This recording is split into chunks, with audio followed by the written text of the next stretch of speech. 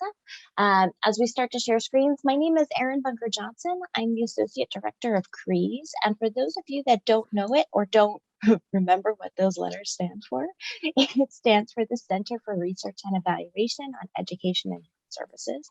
We're up at Montclair State University, and I'm joined by Millie Benitez, and an evaluation associate. I've been working with Erin for the past for years now, and I really enjoyed this part of my job. So I'm so happy to be here.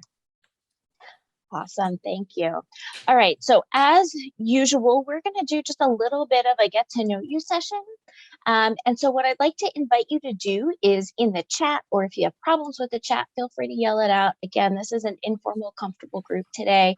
I just like you to state whatever name you'd like us to refer to you as during this training, and answers to 2 questions. Have you ever applied for AmeriCorps before? Which I know for some of you is yes, and some of you is kind of sort of yes, and for some of you is no, maybe no. And what area do you have the most questions about? Theories of change, logic model, performance measures, or evidence? And I'll put that in the chat just so that it's easier to remember. So I'm Erin, and theory change. Hi, Jody.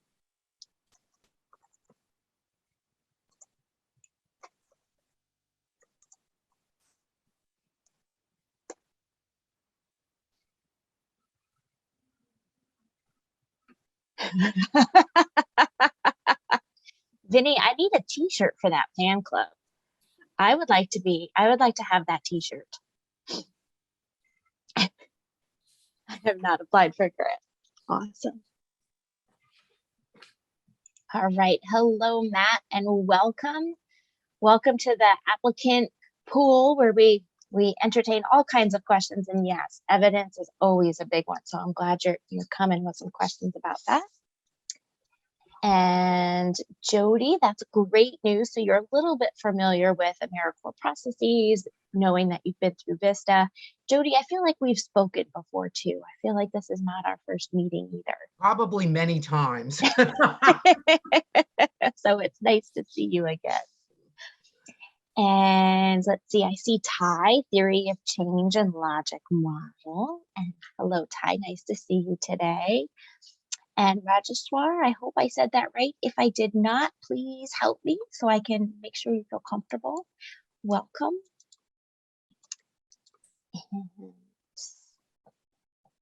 And Olivia, theory of change and logic model. Oh, we got some theories of change and logic models today. Queen of service learning, Linda, that also is pretty outstanding. Vice President. We needed this morning. We needed this. And Christina, you're in continuation, always in the CREES fan club. Performance measures and evidence. Evidence is a doozy, I hear you. Okay, that is awesome. So here's what we got for you today. We got a little bit of all of that, except for the fan club. I mean, my understanding is those have outside meetings. Okay, Lisa. So we're going to go over, I like to think about it as the big picture, right? Because for me, this is all about what is the big picture of the program that you are applying for? What is the big picture of how these funds are going to be used to support a program? And we're going to break that down into sort of the criteria that AmeriCorps requires you to use to describe the big picture of your program. So we're going to walk through theories of change, evidence, logic model, and performance measures. We'll talk about a couple resources that are available to you. We'll wrap up, and that will be the end of the formal presentation today. And then new for this time, if you've been with us before, we're going to keep sort of like a 15-30 minute sort of open office hour kind of thing. So if you have a specific question about something you're working on, or if you want to dig into something more deeply and maybe you want to hold it during the main part of the presentation, or you want to set up a call with us separately, we're going to leave a bucket of time at the end just for that informal. And if nobody wants to use it, you want to go home and go hang out outside, awesome. And if you want to use it and it's there, awesome. Couple other quick sort of housekeeping items. Feel free to turn your camera off, come off mute, do whatever you need to do to feel comfortable. If you have questions along the way, I encourage you to put them in the chat. At the end of each sort of segment, we'll break and have lots of time for sort of questions. If you want to get specific on the questions, if you want to keep them general, this is about making it useful to you. So if it's during sort of while we're on our diatribe about what stuff is, we encourage you to put it in the chat box. And then otherwise, we'll encourage questions and just sort of reiterating things if you need it at the end. Sound good? All right, here we go. So if you've been with me before when we've done these, one of the things I like to start with is why are we here? So you get the Wednesday training, right? And that's when you learn about the requirements of the application and some of the nitty-gritty things, all the things that I don't even know to understand. I need Vinny and Linda and Lisa for that because I don't remember. But what I do know is this section about program design. And the reason that we get to chat with you this morning is because this is really worth 50% of your points. So this is a pretty critical section. And in particular, the theory of change and logic model is worth 20 of those points. So a fifth of your total potential score is totally dependent on how you describe the big picture of your program and where it fits. So that's why we're going to take some time to chat about that today. Evidence tier and evidence quality are collectively worth 12 points. So that's another chunk that's important to consider. And then new for this year, the performance measures are worth 8 points. So if you've applied before, that should be new to you. I was excited about that. Sorry, nerd alert. But don't be scared about that because really a lot of people do a great job at picking their performance measures and we're going to help you through that today. Member experience is 10 points. That's less of our area of expertise, but we do have Vinny and Linda and Lisa on the call. So if you've got questions about that piece, you can always ask them. All right, so here we go. We're going to learn about how to get all 40 points. That's the goal today, or at least know where to start to get those 40 points. All right, so I'm going to take you through the first part of today, and away we go. So the big picture, what is your program doing and why? First thing to note, if you know nothing else and you leave knowing nothing else today, the thing about the theory of change is this is where you explain how you think your particular program is going to work. It's not about how a theory says it has to work. It's not about how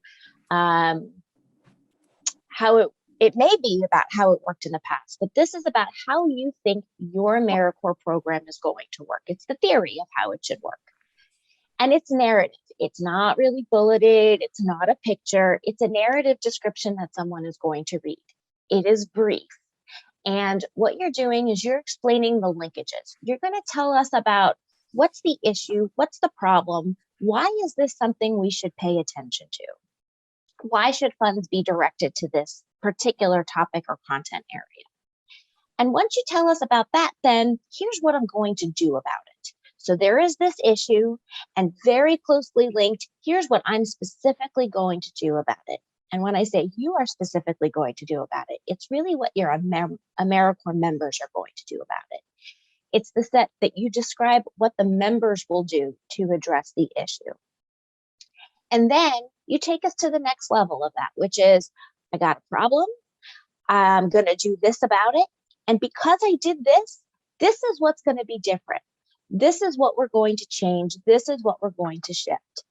And 9 times out of 10, the thing that you're telling me about over here with regard to your outcomes and what's going to change and what's going to shift is probably somewhat related to the issue, the problem, the thing that you want to address. So there should be a nice, not necessarily linear, but there should be a pretty clear connection between what the problem is, what you're going to do about it, and what's going to be different because of the program that your AmeriCorps members deliver to the community.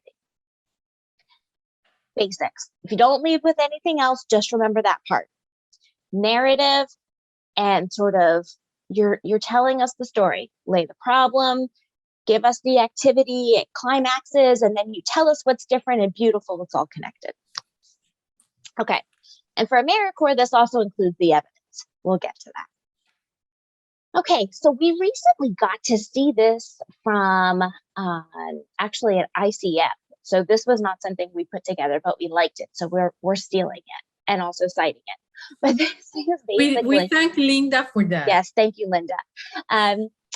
So what this model is it sort of breaks down, if you have to sort of think about how you want to frame out the writing of your theory of change, you want to frame it out to say, here's the problem. And if we do this, then this will happen because some smart people or some other people that had money before me figured this out, right? So those are really the 4 buckets of your theory of change. So if you're thinking about how to outline or organize what you're doing, those are going to be some organizing buckets for you. Okay, so to dive into this a little bit more, to get more specific, the problem. What is the problem that requires action or intervention? What's the community that your program seeks to address? So you got to tell me where this is going to happen. And then, so here's the problem. And if I do this primary activity to address the problem, then this is the outcome that happens as a result of that, because this is why the program is a solution to the problem.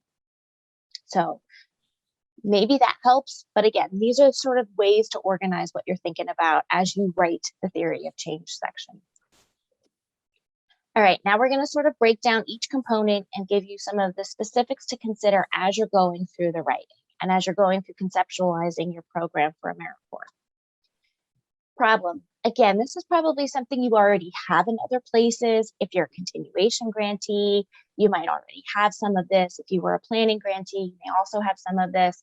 But the problem is really the community issue or concern that you need members to help with. So this is the thing that's happening in the community. And when you're writing about this, there's a couple key questions you definitely want to make sure you answer. And these are not meant to be sort of an outline that you literally put in the narrative, but these are things you certainly want to make sure that you address. So think about this more as like a checklist. You want to specifically describe the problem that needs action. And what I mean by specifically is sometimes people will say, well, people can't find access to food. Can you tell me more? Is it healthy food that people can't find? Is it healthy, affordable food that people can't find? Get as specific as you can to help us really see down into the weeds what's really happening to the extent possible, because that just gives a more vivid and concrete picture of what's going on. Then you're going to talk about who the problem exists for and where it exists. So if you tell us that food access is a problem, so tell me specifically where, and this should start to tee up where your program is going to occur, right? So if you are planning on doing some food distribution or food access work in Essex County, I would expect to see some information about the people in Essex County that might be reporting that they're food insecure, specific pockets within Essex County. I'm using Essex County only because that's where I'm sitting right now. Specific geographic locations or census tracts, if possible, about where food insecurity may be higher than others to help direct where things are happening. And again, this should all sort of start to lay the breadcrumbs for why your activity happens where it happens and for whom.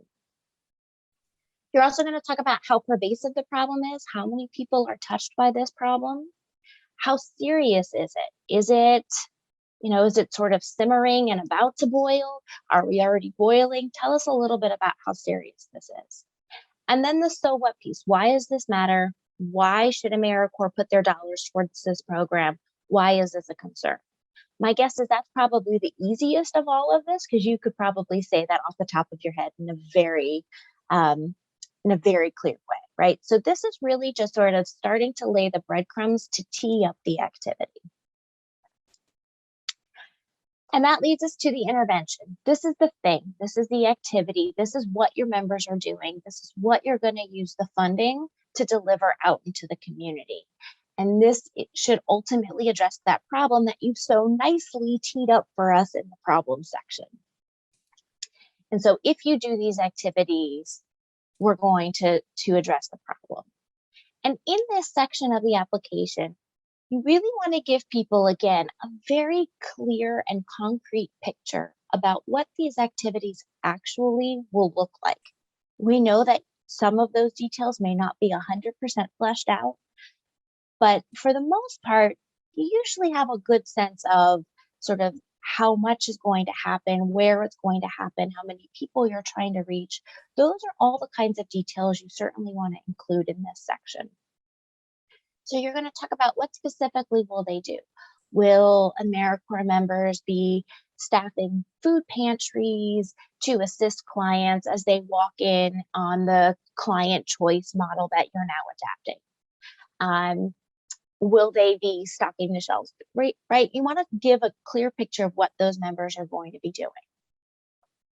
Who will participate or receive the intervention? We know that AmeriCorps members, by nature of applying for this program, they are going to be delivering these services. But who are they delivering those services to? Are they delivering them to 900 9 through 12th graders? Are they delivering services to 100 seniors at a senior living facility and 100 people at an affordable housing complex, right? So you want to talk about who's going to be receiving that and some characteristics about them to the extent that it makes sense. How often the activities will occur. Is this happening weekly? Is this happening daily? If it's happening daily, is it all day, every day? Is it if it's a school-based intervention, is it happening for one class period every day for 6 weeks?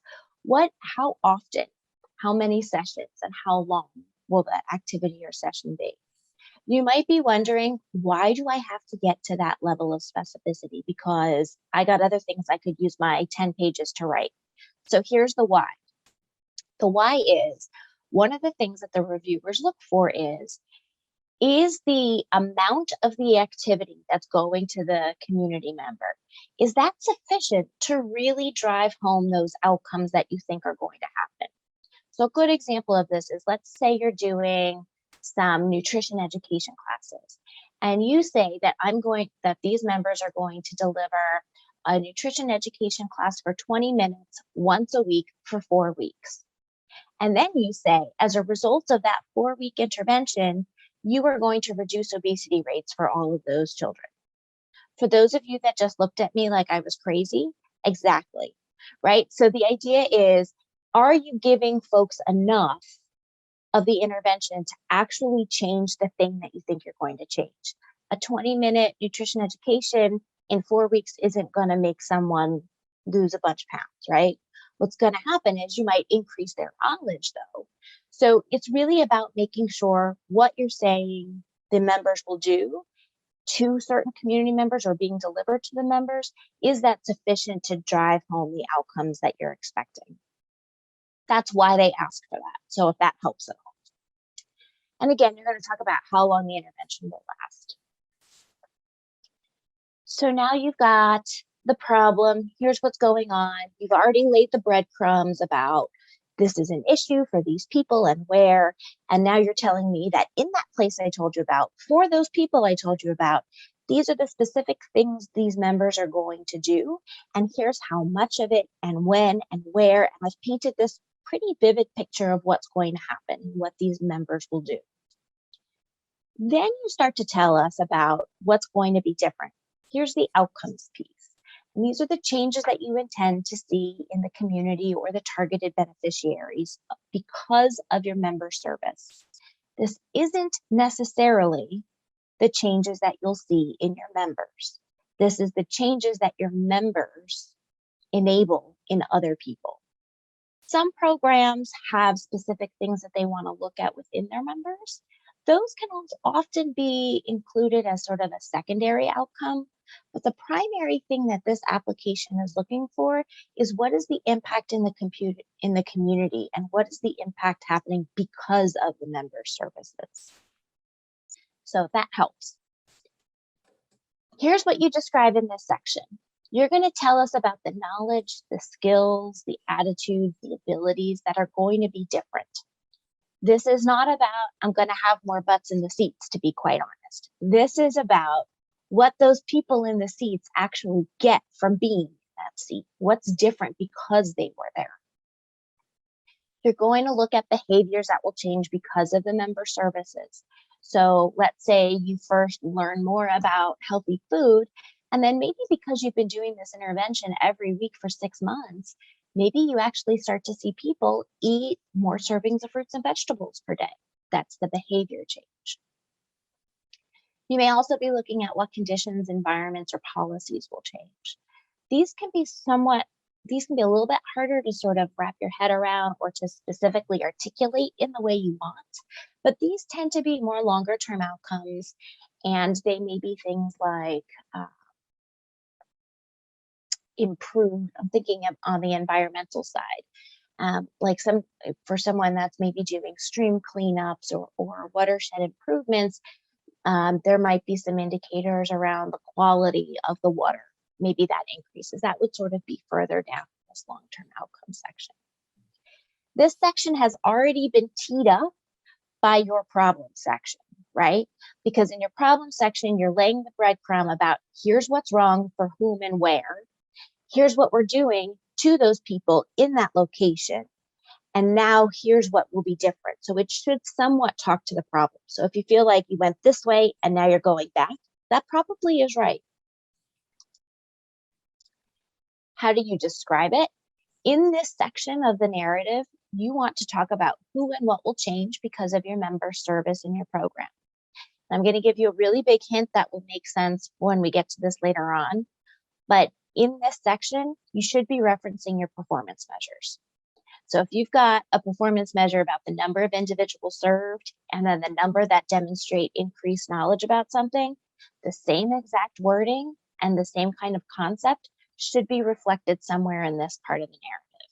You will likely have other outcomes you're also going to describe in this section, but at minimum, we should be able to see where your performance measures fit into this section. That'll make more sense when we get there, but just know everything talks to each other. You also want to highlight when something will change. Oftentimes there's dependencies, so you have to change one thing in order for the next thing to change.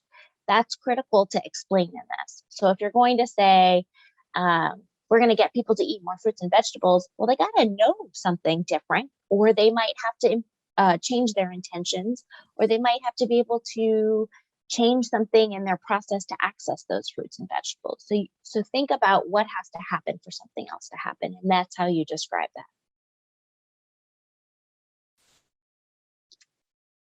So then the rationale, and this is going to lead into the evidence, which is next, but the rationale is the explanation of why the intervention will address the problem. So again, breadcrumbs, connections. You're going to talk about what's the linkage between the intervention, the outcomes, and the problem. For most, hello, Alonzo, welcome. Hello. For most, you might say, I just told you 5 times, if you can't see the link, that's your problem. I have thought that when I have been writing a grant. But then I remembered, wait, no, I have to make it really explicit for the reader. And that's what you want to do. And it may be a sentence, it might be 2 sentences, but something to really drive home the point that because folks are having trouble accessing food, healthy food in this particular area, we're going to do this. And as a result, we think that people will be able to have more transportation routes and a larger amount of time that they can go into the food pantries. And as a result, people should be able to access their food more easily. And so we expect them to eat more healthy foods.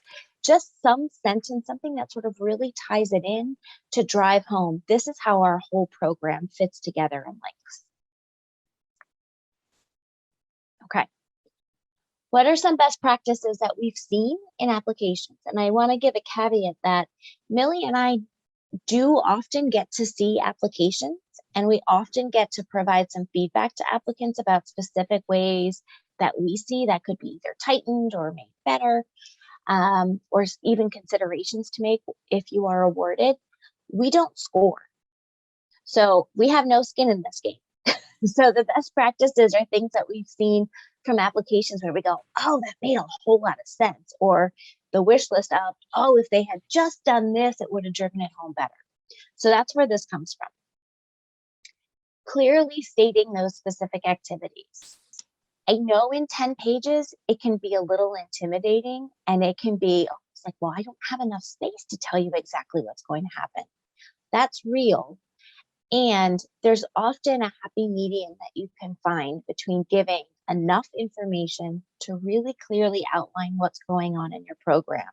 And then like we've spent 20 pages outlining the program and oopsie, we have 10 total, right? So being as concrete, specific, and brief as possible, which is often hard, but that helps. Really telling us about how much of the intervention is going to be provided. If your members are delivering some sort of education session or they're doing something, tell us that it's going to be 3 60-minute sessions per week for 12 weeks. Now I know how often it's going to be. I know the duration of what it's going to be, so that I can sort of better understand, oh yeah, that's enough of getting new information that I think that makes sense. That will change a behavior, or, you know, that ain't going to work. Make sure the activities, the outputs, and outcomes match the performance measures and logic model. So we say this every year, and this is a thing that we often see. And I understand where it happens. I've done it myself, because you might be writing the narrative, and then you design your logic model, and then you pull your performance measures. And then each of those separately gets sort of adjusted or strengthened or tightened, and you might make some changes. The issue that happens sometimes is that sometimes those edits, especially towards the end, don't get reflected in all of the components, so things don't align when actually the readers look at it. That's generally what we see happen. Sometimes there's a conceptual piece too, of sometimes the narrative is much broader, and then we get specific in the measures and the logic model, and it's not necessarily clear in the narrative how we got that specific. And so making sure that everything is tightly aligned, and I don't want to say linear, but that it really should match. So if if you've got 2 performance measures that you pick, you want to make sure that those performance measures are reflected in the same way in your logic model and in your narrative. If you are saying that behavior change is going to happen, but that's outside the scope of this because of the timeline or whatever, if you have a behavior change performance measure, that's going to raise a flag, because in your narrative, you just told me that that's outside the scope of of an anticipated outcome. So that's one of those areas where it's really important to have an outside reader come in and look at your application, your performance measures, and your logic model to see if everything really speaks to each other in a way that's consistent. The other thing you want to do is really highlight how that set of activities leads to the outcomes. It isn't just a given that if you do this thing, that a particular outcome will change. That's not a given. And if you have a reader that's unfamiliar with your particular content area, it won't necessarily be clear to them. So make sure you really map that out for them. And focus this section on the specifics. I will give you a cautionary tale. Oftentimes what we see, or what I've seen in applications, is that the AmeriCorps program is one sort of sliver of a much broader program at an organization, and that your organization is holistic, has a holistic perspective, and that there's multiple programs and services happening. And that this AmeriCorps program fits in one particular area. What we often see is that people spend a lot of time describing this holistic, complete picture, and then spend a very tiny amount of time saying what actually the AmeriCorps members will be doing and what that piece of the program looks like. It is important. We want to know about what your organization is as a whole and how it supports this and where this fits in. That's all good stuff.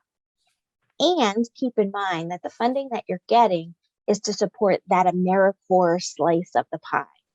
So I would encourage you to think about focusing and narrowing your application and your content to be specific to the AmeriCorps program. There's opportunity in organizational capacity and some other sections to be talking about more of a holistic picture of your organization, or maybe how this AmeriCorps program fits into other programs. But this is really the section to talk specifically about this one sliver of what your organization wants to do and what the AmeriCorps members will be doing in that program. It's not to say the rest is not important. It's all important. It's why you're here. That's why you're able to even apply for this, right? It's just to say in your 10 pages double spaced, focus it on the narrow slice of the pie that is dedicated to AmeriCorps. Okay, I'm going to be quiet. I'm going to open it up. Questions, confusions, things that I said that drove you crazy. What's on your mind about theories of change? And feel free to come off mute, put it in the chat. I haven't seen any questions come in, but this is your time. I had a quick question. Yeah, hi, Matt. I've seen with performance measures, and I know that we're going to talk about that later, but I've seen that the problem statement is an important part of the performance measures. What is, I guess the theory of change includes a problem statement, but of course goes a lot further than the problem statement because it describes everything else as well. So is that basically the main difference between the two? Pretty much, yeah. So the theory Okay. of change, you're sort of, it's mapping out the whole thing, right? The theory of change includes that problem. When you get to, and it's actually also in the logic model too, because the AmeriCorps, and we'll talk about this, but it's almost like that problem statement is almost the executive summary of the problem piece of your theory of change, if that helps. But they should talk to each other. They shouldn't be dissimilar. That was too negative, sorry. They should be similar. So yes, that's right.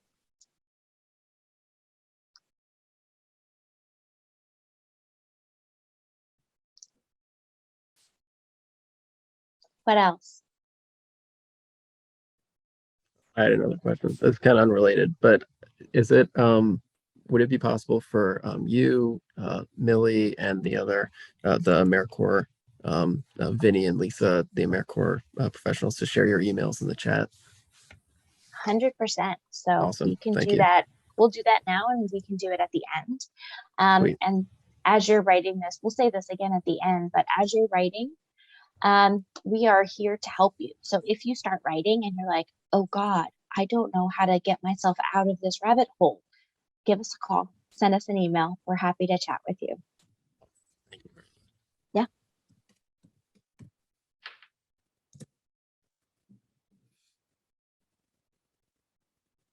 What else?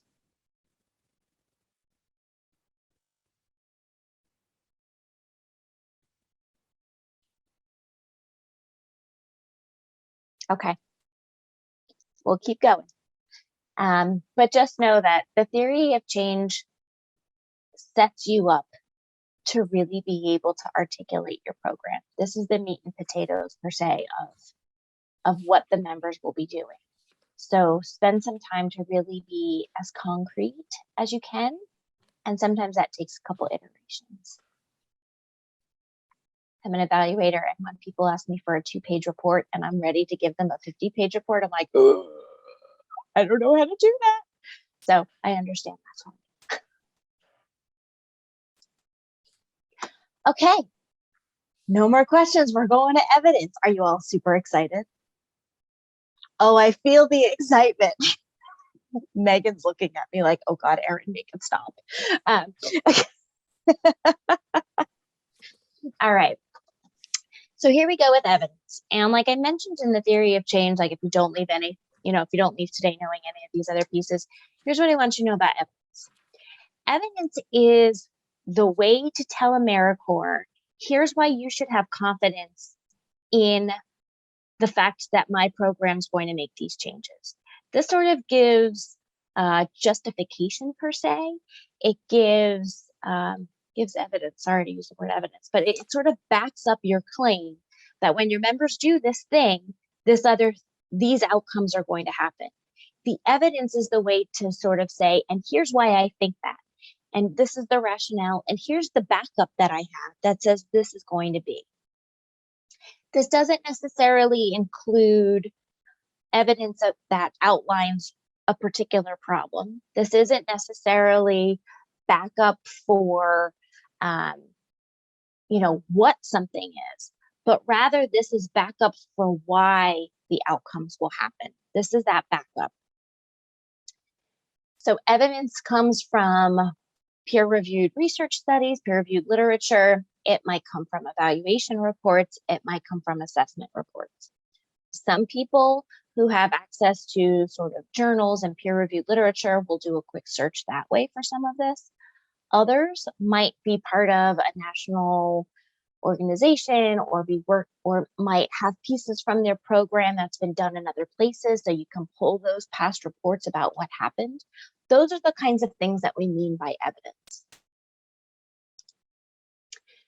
There's two key terms that I want you to know about because they have implications moving forward. There's evidence-informed and there's evidence-based. Here's why this matters. Evidence-informed means that I used a couple bits of different evidence, a couple bits of different findings, and I used a little bit from this and a little bit of that, and all of that informs why I think this program is going to work. That's evidence-informed. It's using the best available knowledge, research, and evaluation to guide the design of what your AmeriCorps program will do. It doesn't have specifically rigorous science behind it or evaluation or research of exactly what you're doing.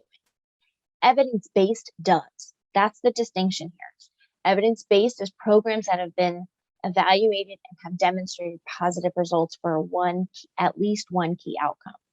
So here's a quick example of the two. Let's go back to that nutrition education idea.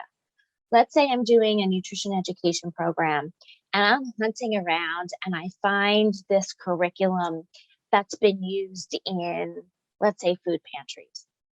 But I'm changing it up a little bit because I know that there's a need in, I don't know, let's say right outside this hospital, and I want to create basically a pop-up food pantry. So, and I'm going to do some nutrition education through that. And I find these curriculums, but none of them are exactly what I need. But I see that if I do this lesson from this education program and that lesson from that education program, there's evidence to support each of those education programs. But when I put those two lessons together, I'm creating a new one.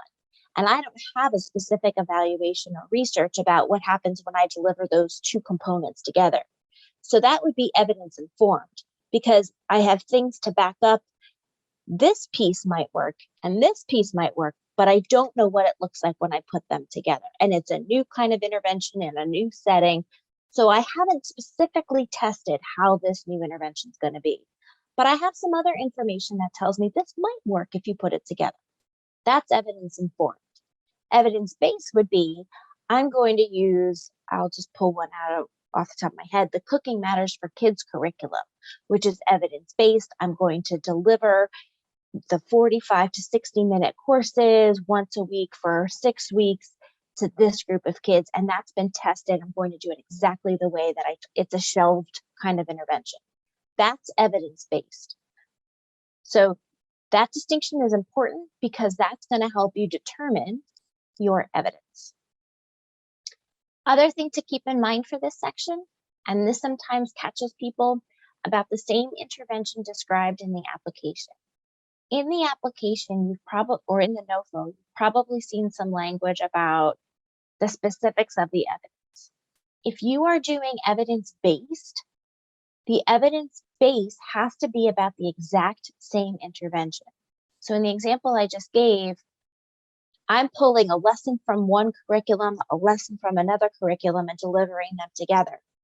My intervention is not the exact same as either one of those that I pulled those lessons from. It's different. Even though I might be delivering that individual lesson the same, when I put them together, it's different. So I wouldn't be able to say that I'm doing the same intervention.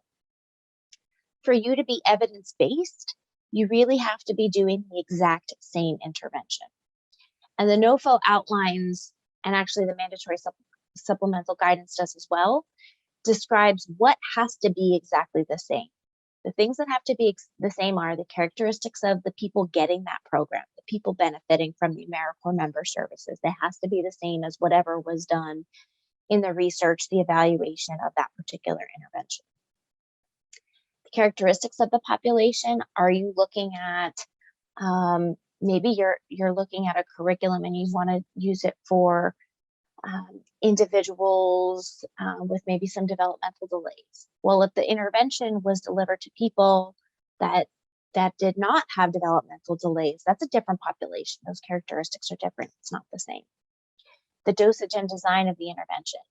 If you are compressing something halfway, or you're just sort of picking one and the other, like you're using a buffet model versus going through the whole menu, you might be shifting that intervention. It may not be the same intervention.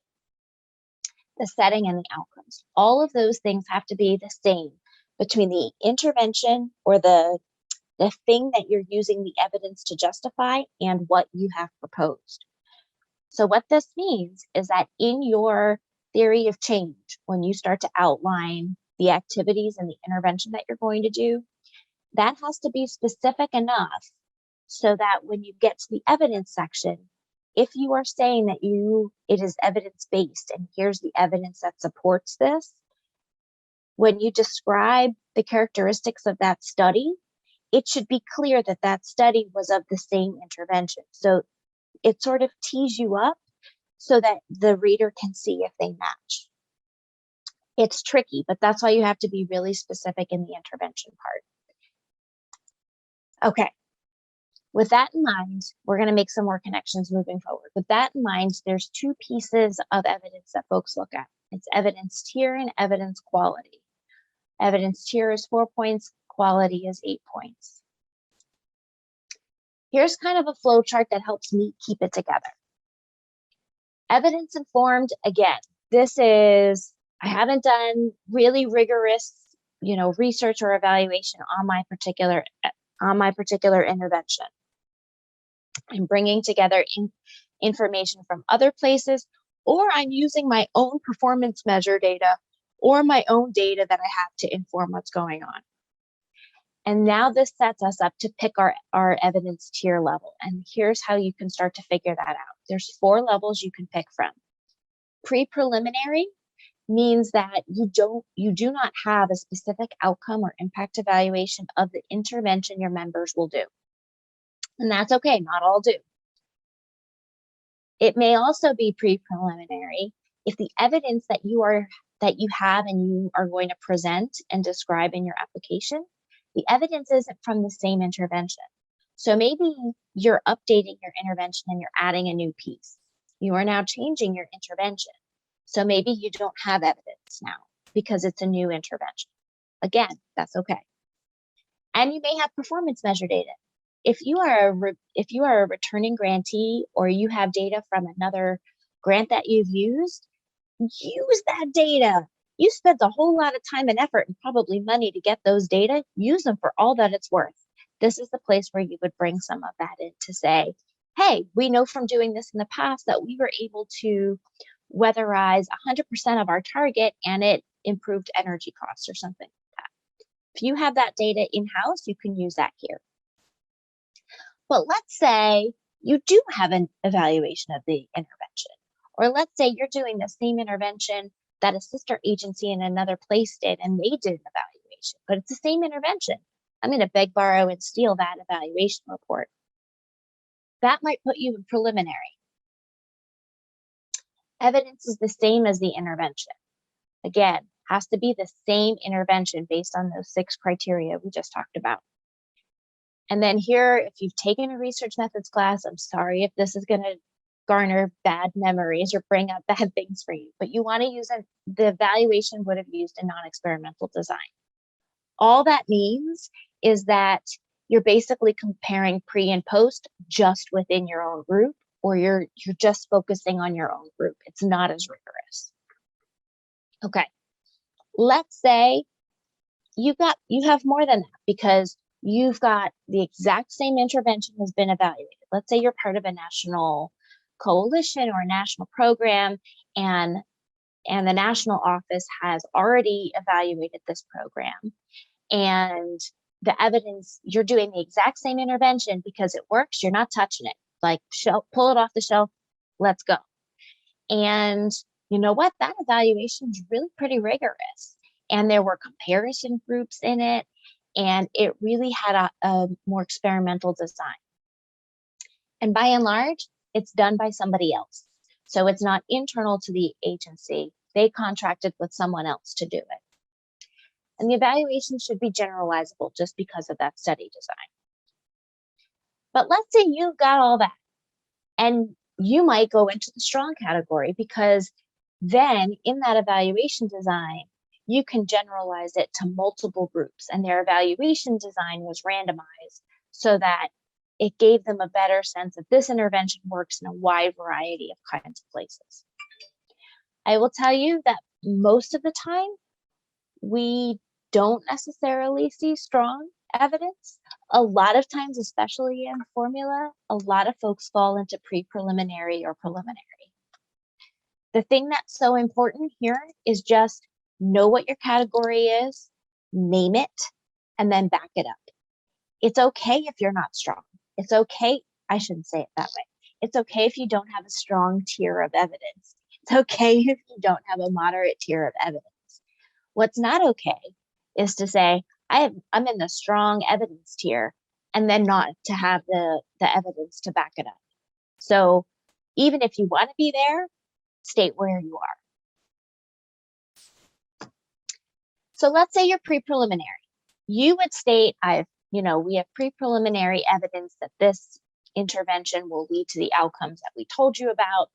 And you would pick that if you do not have an outcome evaluation, or you haven't submitted it. Let's say you have one, but you really can't find it, or that could be an issue, right? But if you don't, because if you have an outcome, you're going to have to submit it, or the outcome evaluation.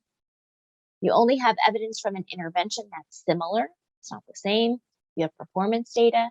And in this kind of situation, you're going to describe how the program design is formed. Not necessarily the what, but the linkage between what you do and the outcomes. Here's an example of what this looks like. An applicant's ready to read program provides small group tutoring services to 5th grade students for 30 minutes twice a week. Program is adapted from the famous tutoring program Successful Approach, which used the same curriculum to provide one-on-one tutoring sessions for 30 minutes every day.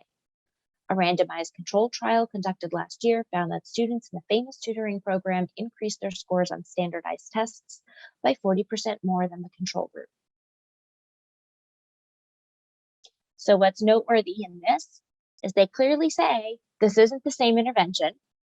We made some changes, which here's what the changes are, and that this was generally the study design that was used for this evidence that I'm using to inform why I think this works and what the outcome is.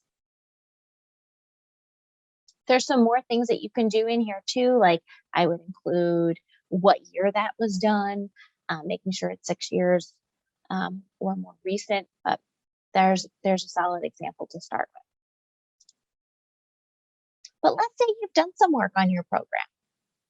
Not some work. Let's say you've done some evaluation work or research on your program, or you're pulling it from another one. Maybe you fall into pre-preliminary, and that means you have a new report of a non-experimental outcome evaluation.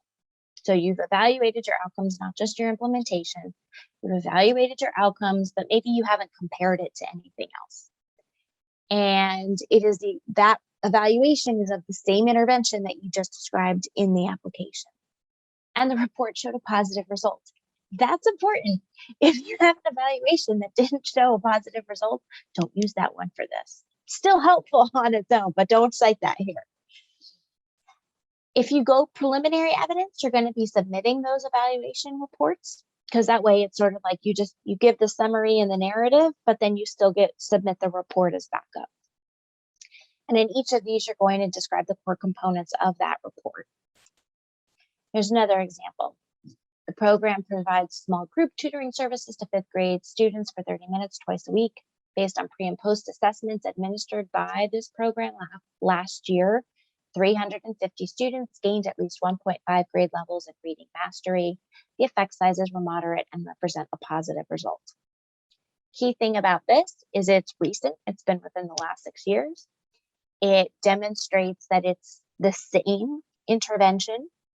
And clearly says that it's the same intervention. It tells you about the study design by saying pre and post assessments administered. It tells you about what the outcome was, which we're making an assumption match what you described in your theory of change. And it's saying that those effect sizes were substantial, like those are something to pay attention to, and these are positive results. And they submitted a report. It's an example of pre-preliminary.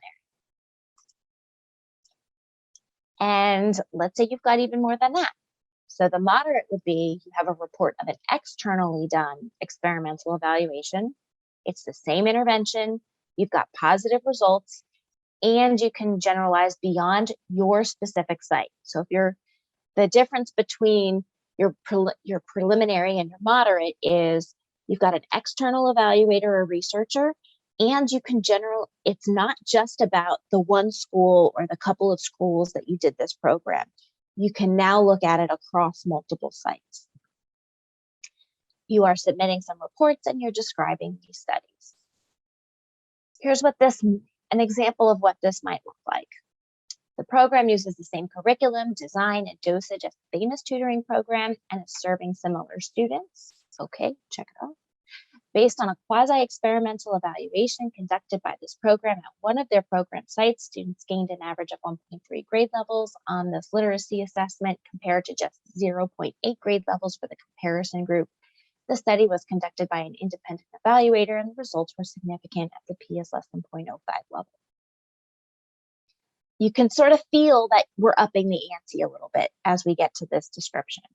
So this is stating it's the same intervention. They made that clear. They described what the study design is. The one thing they don't put in here is when the study was conducted. I would add that. So it's a quasi-experimental. We're looking at the particular outcome that the program is also looking at, which is literacy gains and grade levels. We see that it was that the results were positive and that there was a comparison group, and they did submit the evaluation. And once we look at it, we can see that the evaluation was 2 years old.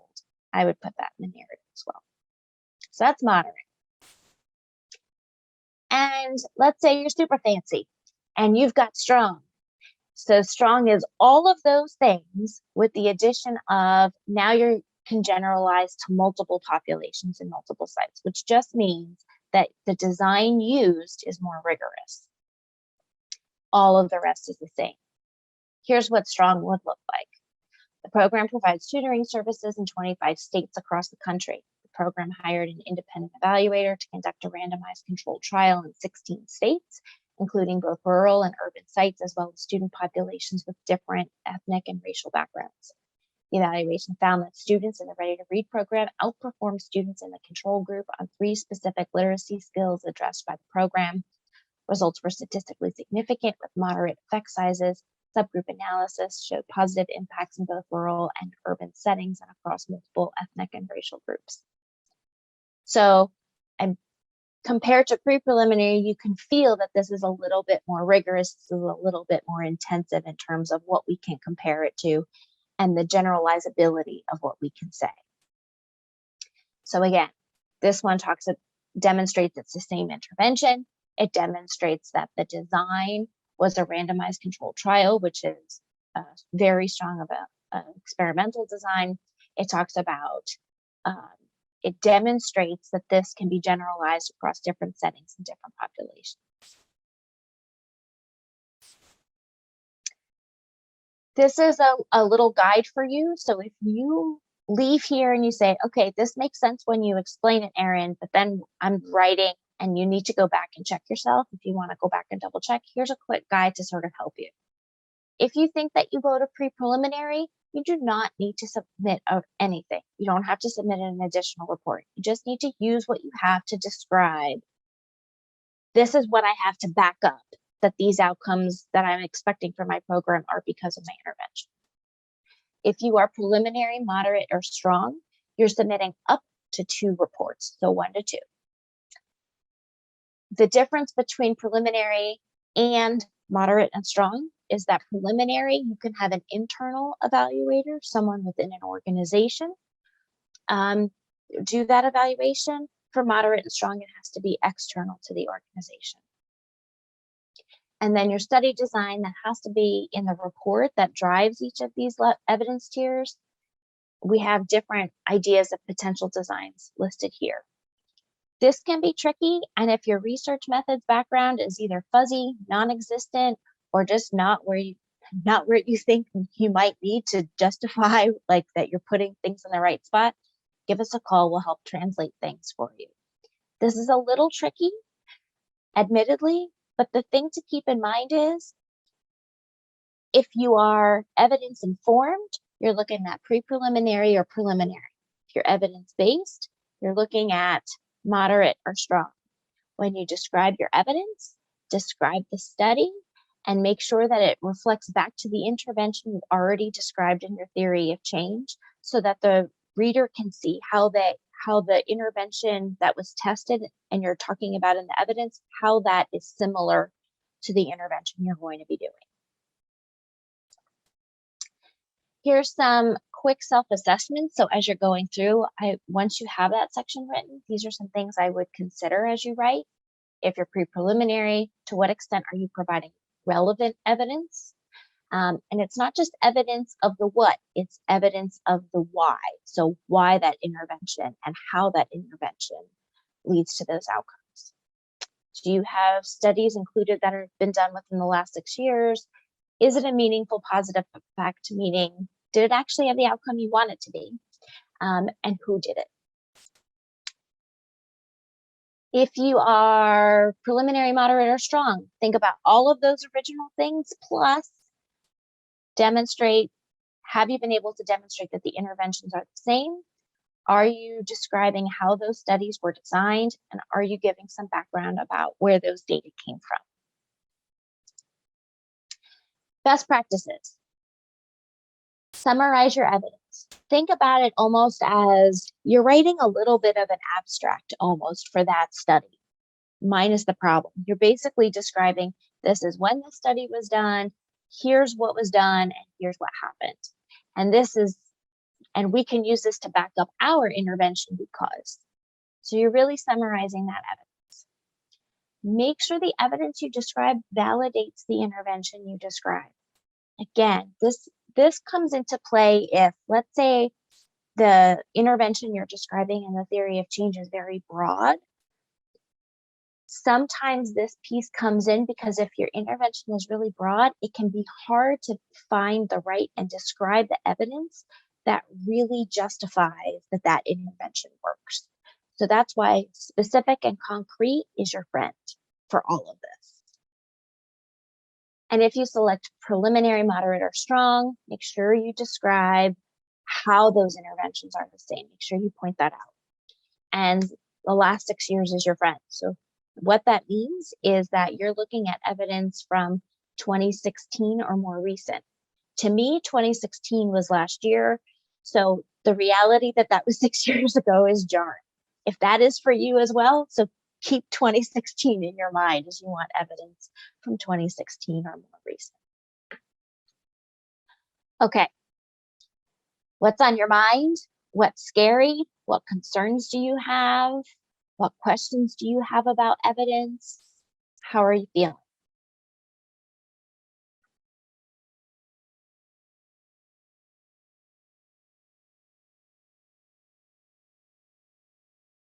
Hi. I had some questions about, so in the pre-preliminary section, the submission of evidence, makes sense to me how peer-reviewed articles would fit into that section. I'm also wondering if foundation reports or things like that from larger, if that would also count, even though it isn't peer-reviewed literature. For pre-preliminary, that totally can work. Okay. The devil's in the details, of course, because it depends what's in that foundation report, right? Right, yeah. But if that foundation report is talking about the outcome of something, or has some of that sort of program data kinds of things where it's talking about what happened and what happened because of that, that could certainly be used to support. All right, cool.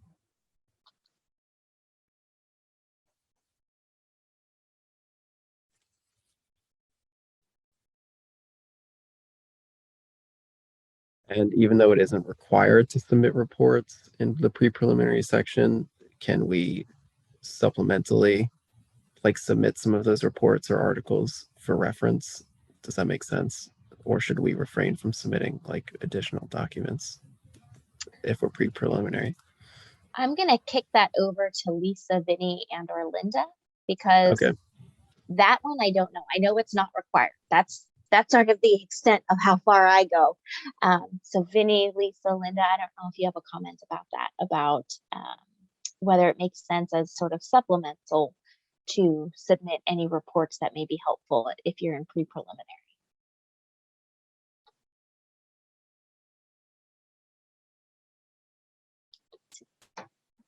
They may have stepped away. I can follow up on that question for you. I appreciate it. Thank you. Mhm.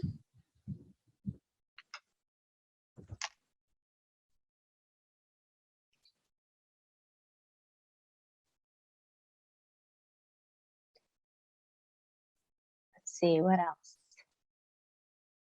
There were some other folks who were curious about evidence as well. So just trying to see if there's anything else. Just to clarify, so the preliminary, the difference between preliminary and pre-preliminary is basically that the preliminary has reports from the same program design, from the same intervention, whereas pre-preliminary, it's only similar at best. Yep. Okay. Yep. All right. 100%. And I can give you an example. We know of one grantee that they've been doing an intervention for several years at this point. The Okay. intervention was based on, but adapted from another intervention. They have performance measure data from many years, and they have those data, but they haven't looked at it in sort of an evaluative way. In other words, they haven't really done a study to look at the pre compared to the post in a statistical fashion. They're still in pre-preliminary. Once that evaluation is completed, assuming they have positive outcomes, they would likely move to the preliminary level because they're looking at data from the same, they're looking at their own data from the same intervention and doing an evaluation of those data. Okay. So it's the same intervention and it's official reports of that statistics. Okay, cool. Yep. And it could also be more qualitative too. Sometimes that comes up of someone saying, well, we've done an evaluation, but we don't have the effect size, and it wasn't necessarily a quantitative evaluation. Does qualitative count? 100% for sure.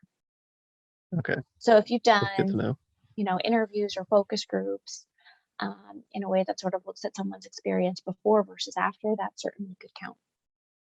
All right, cool. Thank you.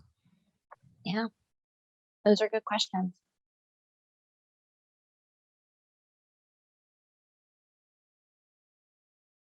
What else is coming up for evidence?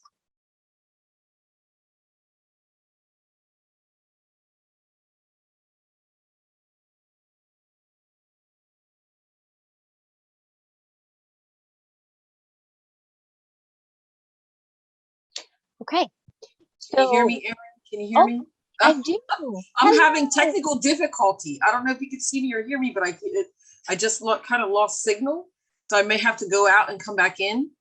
No problem, Ty. We can hear you. We can't see you anymore. I don't know what happened. Everything stopped working. So anyway, I have a question now for our program. We do have evidence and so forth, but however, this is going to be a ramp up in conjunction with the energy, the infrastructure money that's coming out. So this would definitely be preliminary, correct? Because now we are going to increase capacity and we don't know what the outcomes are going to be based on a past model, even though we've done this for so many years.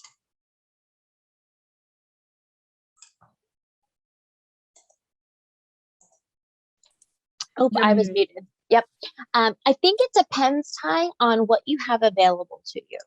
So I think that if you've been doing this program for years and and you're going to do the exact same program as part of AmeriCorps, you're just going to do more of it, then it would be the same intervention. So you've got that, you can check that one off the box. The question is, do you have some sort of existing report some existing thing that has looked at whether or not those changes, those outcomes that you expect have happened because of your program. And if you have that evaluation and you can submit 1 to 2 reports from the last 6 years, then that would put you in preliminary. But let's say you have some data that tell you what happened, but doesn't necessarily tell you in sort of an evaluative or research format that those outcomes that you have described in your narrative, that those outcomes have happened, or it's not as tight as you think it should be, then it might be pre-preliminary.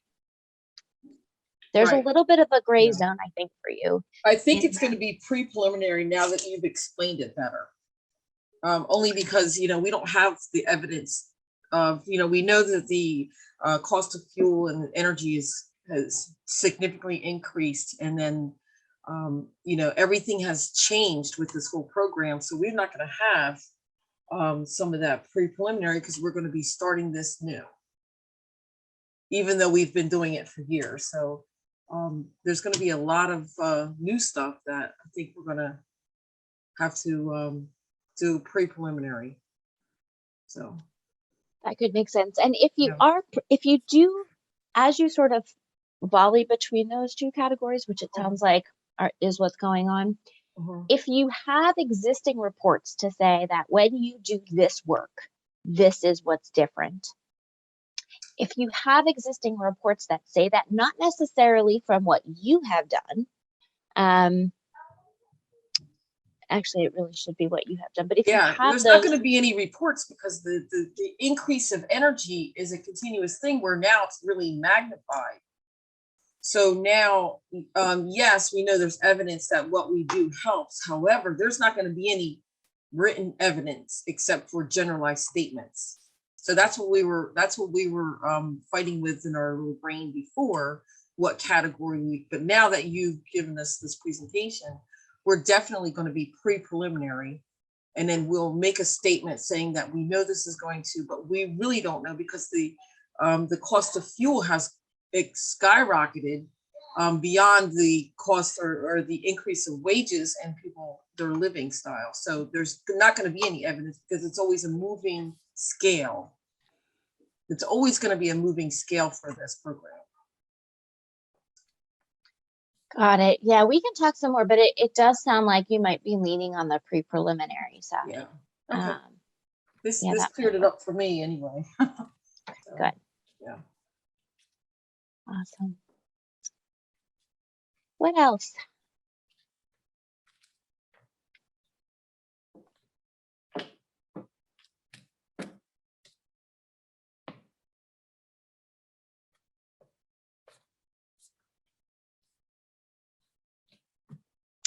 Okay, if nothing else, I propose that we take about a 10-minute break, get up, stretch your feet, check your email, run around, get a refill on water, do what you need. We'll take a little bit of a 10-minute break. We'll come back at about 10:55. And when we do that, we're going to come back and Millie's going to take us through logic models and performance measures. So if everybody's okay with that, we will take a little bit of a break and we'll see you back at 11 or 10:55, not 11:55, 10:55. So just before 11. All right. All right. We'll see you all back in a little bit. Bye, everyone.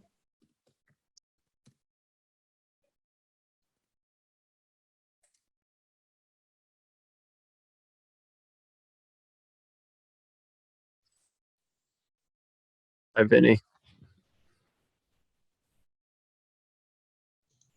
Hi. Hi, had a- Vinny. We are on break now for 10 minutes. Right. We are returning. Oh, you heard that. Did you Yep. hear that, Erin? Okay, good. Okay, I bye. did. See you I later. did. All righty. I had a quick question that Aaron had said might be better for you. Sure.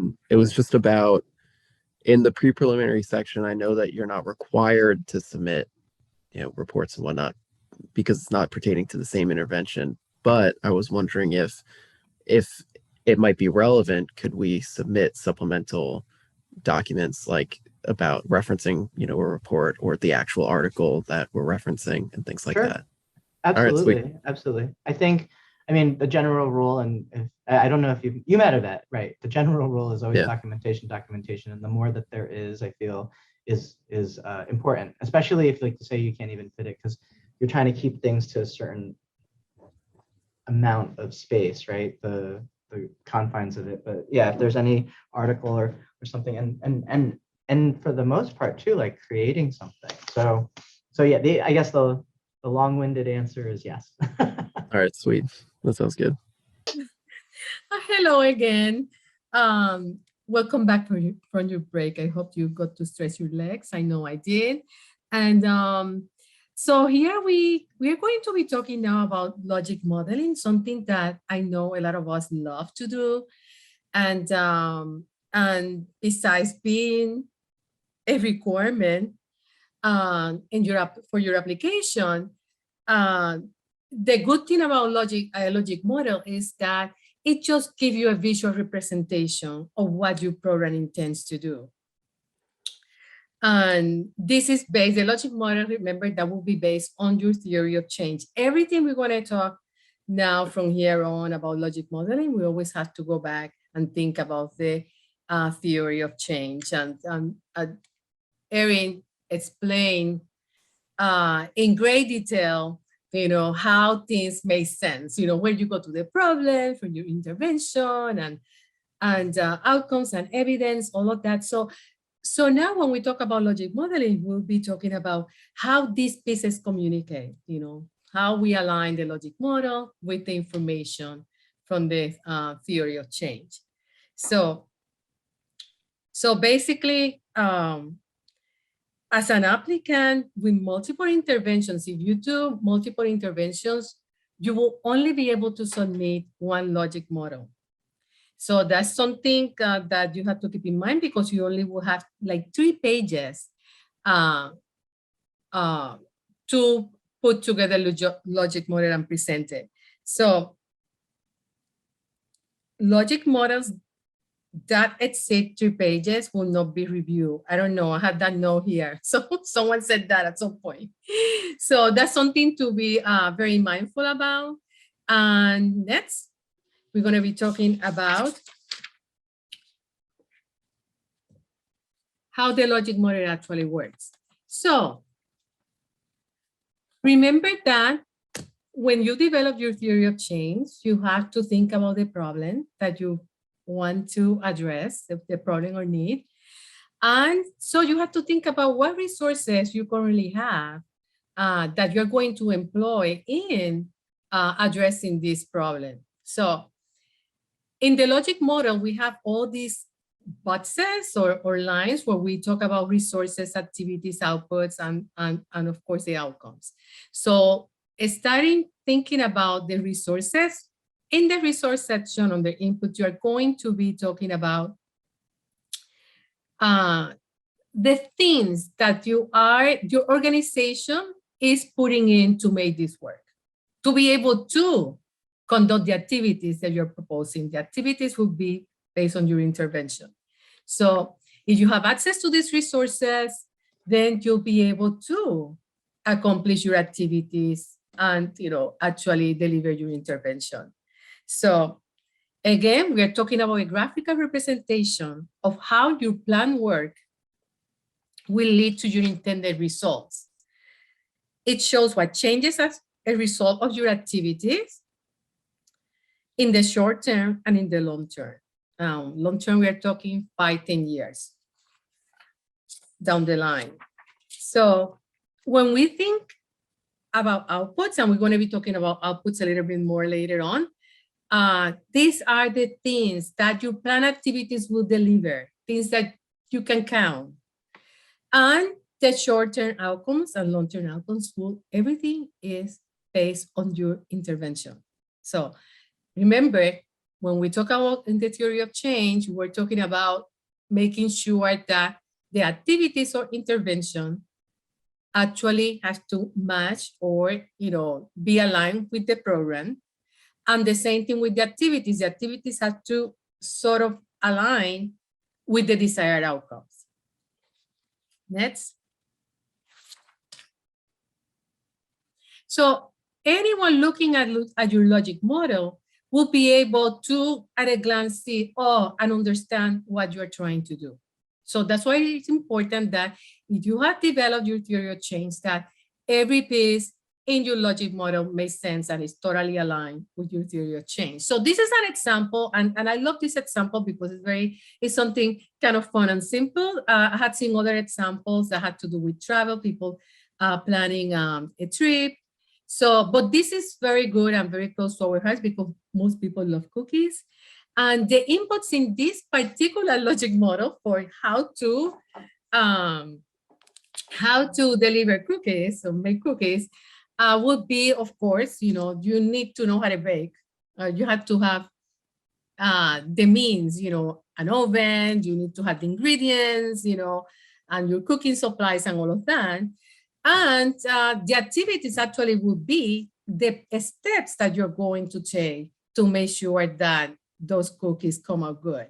So, preheating the oven, mixing the ingredients, doing what you have to do, putting the cookies in the oven, baking them. And then the outputs will be the number of cookies that you're able to bake, and the number of cookies that you end up storing, not counting probably the couple that you ate, tasting. And then when you come to the outcomes, you have to, what would be the immediate outcome? After you bake the cookies, they come, out of the oven and people start enjoying your cookies. So an immediate outcome would be decreased hunger, and crankiness, cookies make you happy, put you in a good mood. And a medium term could be improved family relations. Your family will be happy, your friends will be happy. And long term, of course, would be that if you eat a lot of cookies, it will lead to look at you, to increase weight. So this is kind of a simple way to present your, how you're going to go about doing this. So next, we're going to talk about how to complete the logic model from 1 to 4, the 4 main sections here. And usually when we start thinking about a logic model, or even when we think about an intervention, we always think about, okay, what is the desired outcome? What is it that we expect to gain out of that, of the activities and interventions? So it is a good idea to start with that. So a lot of times you start filling up this section first, the outcomes. And remember, again and again and again, we have to remind you that all of this is coming from the theory of change. So you start with the outcomes and then you move to the outputs. So, okay, so you expect to see these results on how many people, how many people, what is it exactly that you are seeking to see? So the outputs is basically things that will happen as a result of the activities and that you can count, that you will say, yes, X number of people, will complete the program and learn something specific depending on your intervention. So, and then the activities will be basically what your intervention is. Like Erin mentioned earlier, when you describe what your intervention is, when she was talking about evidence and all of that, it will be how many days per week your program will meet, for how long, who will be conducting the program or facilitating. These are activities that, of course, your AC members will be delivering. So, but you have to make it clear also in the logic model who will be doing what and how. So their activities is about what you're doing. And the inputs are those things that we talked about earlier, the things that you'll be in your organization. It might be what the AC members that will be contributing to this program, and specific resources like probably technology or training, things that would be put in place for you to be able to deliver the activities. And just again, I just want to remind you that all this information, you always go back to the theory of change. So next. And when we look at the theory of change and logic model,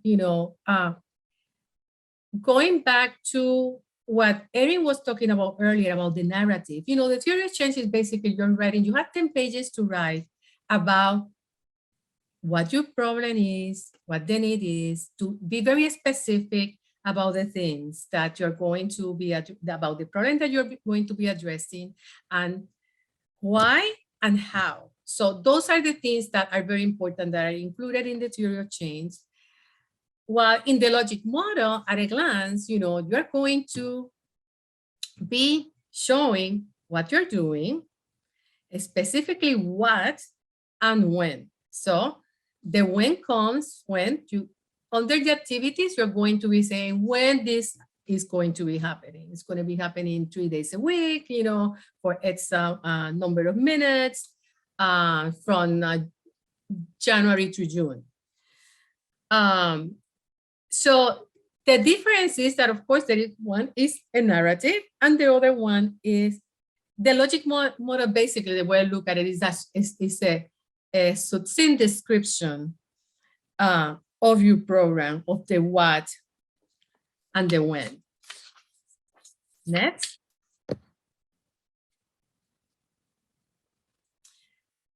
And this was a quick overview of what a logic model looks like and what it should be. And one thing that we recommend is that you make sure that you use verbs and action-oriented language to describe the activity. So, the program will meet, 3 times a week, and when, all of that, it has to be kind of action-oriented. It has to be succinct, but not that brief that people would be left with questions. And of course, including the doses that we were talking about earlier, and correctly categorizing the outputs and the outcomes. That's very important. And again, you always go back to the theory of change to make sure that whatever you're putting in your logic model makes sense and is aligned with your theory of change. That the outputs and outcomes have to be matched. That's, of course, something that, and we're going to be talking about that later when we talk about performance measurements, and organize the roles of the logic model to clearly connect activities. That's a must. And it's probably a lot to sort of sink your teeth through, but if you have a good theory of change and you have developed, that piece, it will be very easy for you to put this together. So now we are going to just open the mic to everyone that has any questions. If you don't want to speak, you can also put questions in the chat. Okay, I saw that some people have found it helpful. The illustration, probably the cookie recipe. It's all about the cookies. Caught people's attention.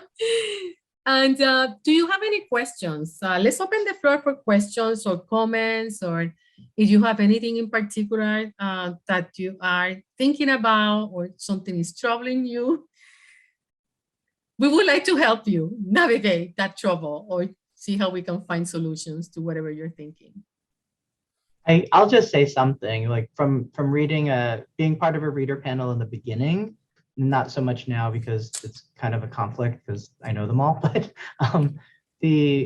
what was helpful as a reader was that, say, chart. I mean, it's all written in the logic model, it's all written in prose, but then to actually see it go from, like, say, across that chart is helpful. And it actually, I think maybe Erin may have said this a long time ago, like she goes backwards in an application. So she like actually looks at it. So it's like a kind of a sneak preview, and then to make sure that everything's matching, like the one part with that, what you call it? Because I guess from that reader perspective or from your own perspective, thinking don't think that everyone knows what you're talking about. Like, just be a little bit more descriptive, because someone might not know a reference, or someone might not know an acronym or something. So being a little bit detailed and then seeing that translated into things is always very helpful. I'm so glad, Vinny, that you mentioned the review process, because so when we review applications, and as Erin mentioned, we might review applications to sort of provide feedback, but we don't score applications. That's the job of the official reviewers. And but I think that everything, and Erin, you mentioned this earlier, that if you change anything in your theory of change, make sure you go back and change stuff in the logic model. So, because when Vinny sees the application, he's not going to like it.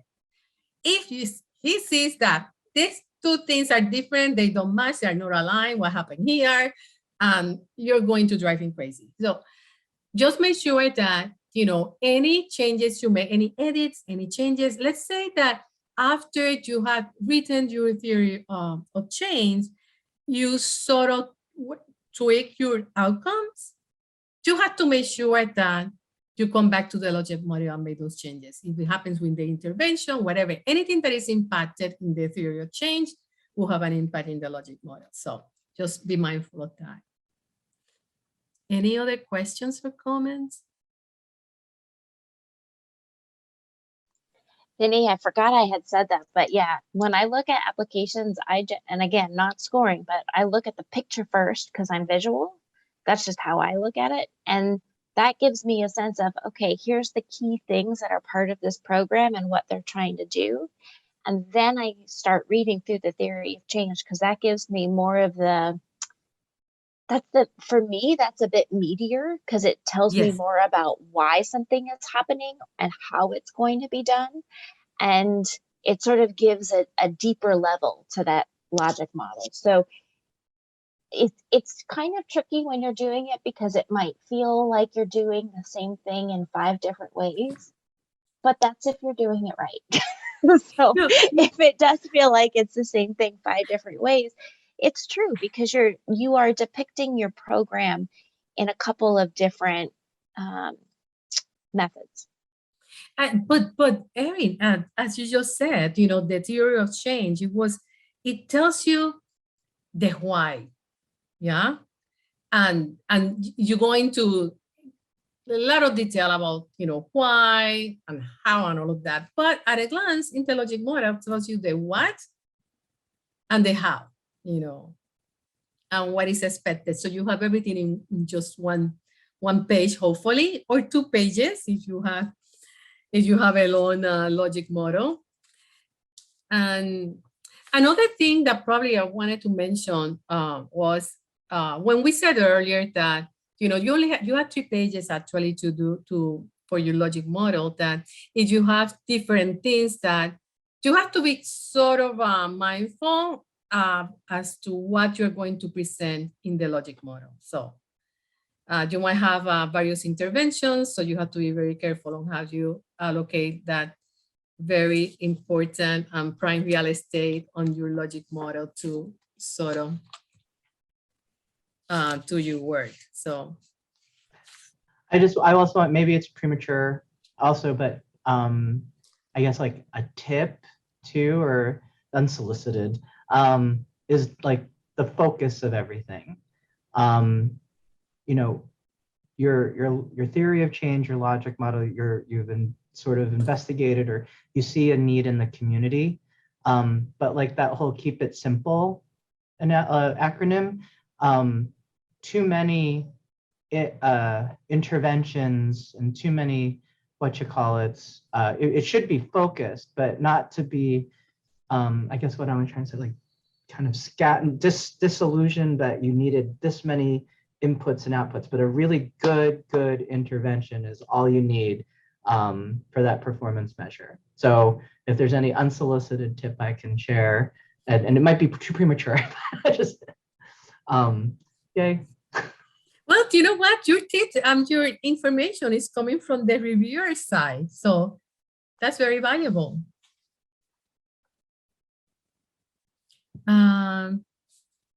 Any other questions or comments? Should we move on? Okay. Okay, but before we move on to the next question, you know, we cannot emphasize this enough. It's critically important to properly ID and document the problem or need. So I'm just going to summarize a lot of the stuff that we have been talking about this morning. Also, selecting the right evidence-based intervention that will best address the problem and produce the desired outcome. You know, that's very important. And because if you don't do that, something along the line is going to fail here. So, and of course, correctly documenting the evidence. So, getting these initial steps right will cement your overall theory of change. It will cement your logic model, and eventually it will cement the selection and alignment of your performance measures. Okay, that's why this whole thing is so important in the beginning to get all of this right. Okay, next. And here we are, you know, performance measures. It might seem a little scary, you know, to think, oh, but no, don't be scared about this because there is a whole set of instructions for you. You probably have already seen them. There is at least one aligned performance measure, an output pairing, output and outcome pairing that is required. So you only have to select one pairing, you know, for your intervention. The performance measures listed in the 2022 application contains the whole set of output outcomes possible pairings that you can select. Just remember that you must align these performance measures with the program's theory of change. And Erin, I guess you are taking us there to the instructions in case people had not seen them. Here we are.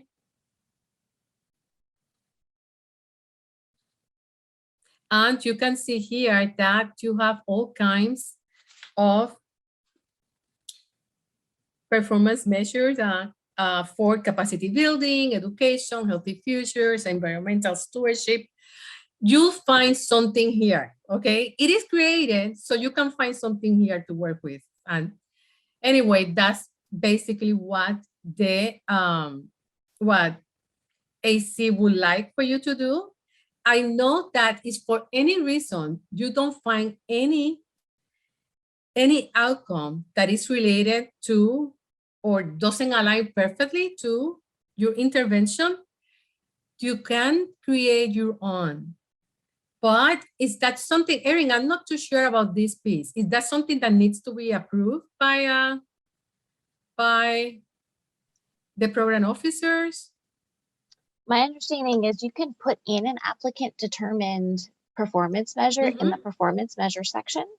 I would recommend, again, unsolicited recommendation, but my recommendation would be to use that carefully, because sometimes what we see is the measures may actually be somewhat duplicative of existing measures. It's just that how you define something might be a little bit different. Or sometimes the measure could be tweaked a little bit to better demonstrate change over time. So you can do it. Generally, I think AmeriCorps prefers that you use theirs, but if you do it, I would say start by really looking at the structure of how the measures are included in the guide, and then try and model your applicant determined measure on sort of the structure of how those measures are done in the guide. And we're always happy to chat with you if you're struggling with exact wording or trying to make it more specific. We're happy to help with that. Okay, next. And thank you for that comment, Megan, about the spacing and e-grants. I don't even pretend to want to or be involved with e-grants. So that's a good tip from an applicant about how to do that.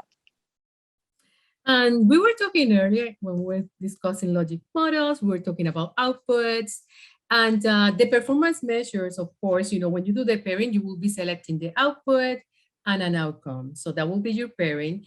And when we talk about outputs, that's basically the amount of services that you have provided with your intervention, with your program. And again, this is aligned with your theory of change and logic model. So everything is aligned, but we are going to keep repeating that throughout our presentation. So examples are, the number of people that you serve, the products that have been created. Let's say if it's something about capacity building, that was your lane, probably it might be some training that was developed, as part of the activities of the AC members. Or it might have been a full program that was developed. So you will count, it will be basically the count of those things that came out of your activities. Next. And outcomes, when we come to outcomes, we think of what changes or benefits will occur as a result of your activities. Yeah, and when you develop your theory of change, you make sure that you included your outcomes, how this intervention is going to cause this to happen. Yeah, so it can be, your outcomes might be at the individual level, it can be at the organization level or community. It just needs to be related to the problem and your intervention. Outcomes might be about changing attitudes, knowledge, behaviors, or conditions. So the language that we use will be reflective of these things. So if, let's say we're talking about, Erin, you mentioned, nutrition, a nutrition program.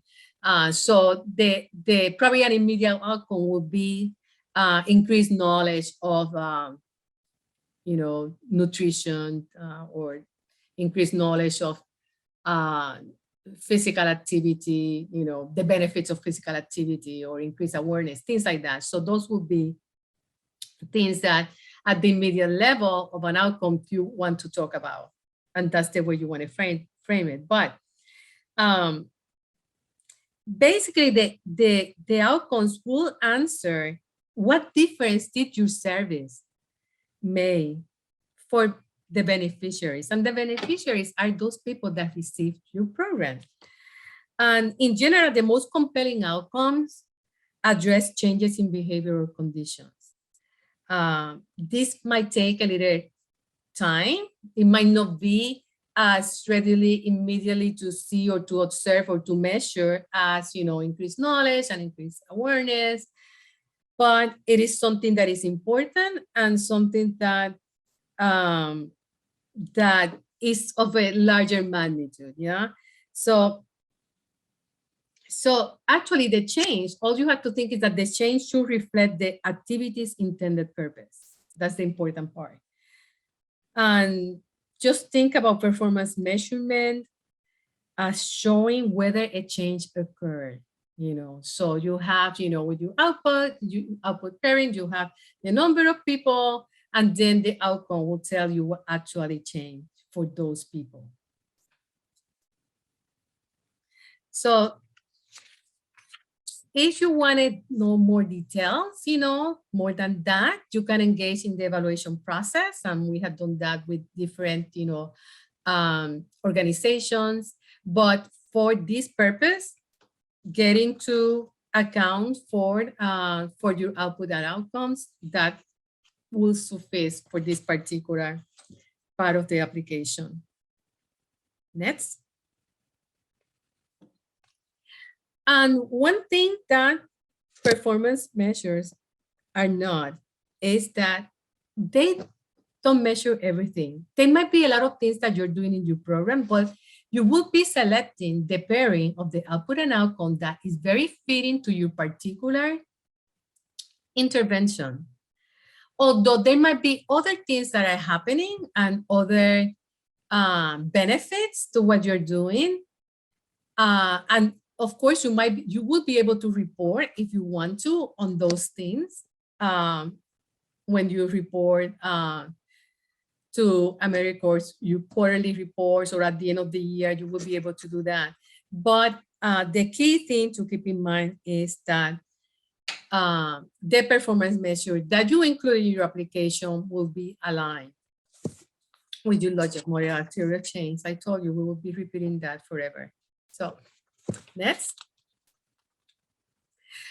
And the good thing about that set of instructions that Erin shared with you earlier is that, you know, there are we have explanation for everything there. So if you are thinking that, hey, my program is about, you know, healthy living, so you're going to come to this section to Healthy Futures, you're going to read through it, it explains in detail what it means, you know, what the definition for the output is, the defining key terms. All this information is there. It even give you the outcome, the definition for the outcome, and even give you suggestions, tells you how you can measure the outcome. And also for the output, how you can track, you know, to the information. So a lot of times for the outputs, you know, people track, if it's something about, you want to make sure that you report on the people that actually participating in your program, how many people benefit and all of that. For that, you will have attendance records. A lot of people keep sort of a program database where they sort of have, you know, for every session that people attend, they mark the individual as participating. And if you do other activities, you make sure that you count the individuals that participate in those. So I'm talking about how to measure and collect data on the outcomes here. A lot of people will be doing this in their application. You will be explaining how you're going to be measuring your outcomes. So a lot of people do surveys, pre and post. They might do, they might collect qualitative data in support of their surveys or the other interventions. They might be doing some specific tests, depending on the intervention, whether it's an academic component. So there are a lot of things that can be done, and that you have to be very thoughtful when you consider how you're going to be measuring your outcomes. Okay. Next. And here we go. You're going to see this when you're working on your application, you will be able to select the output and outcome pairing. This is the way it will look like. Next. So for the output, you will select from a drop-down menu that you will find in the electronic application. And so we're going to go through some of these areas here where, for instance, for target will be the number from your theory of change. So the target is the number of individuals that you said will benefit from your program, the number of people you will be engaging.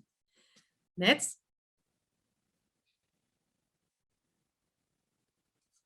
When it comes to outcomes, the outcomes also will have a target, but this target will be based on the rationale in your theory of change. So as you say, you're going to be serving 200 individuals, and you expect that at least 75% of those individuals show benefit, the specific benefit of something, this particular outcome. And just, oh, there is a question with the slide deck. Yes, it will be available, I think, after today.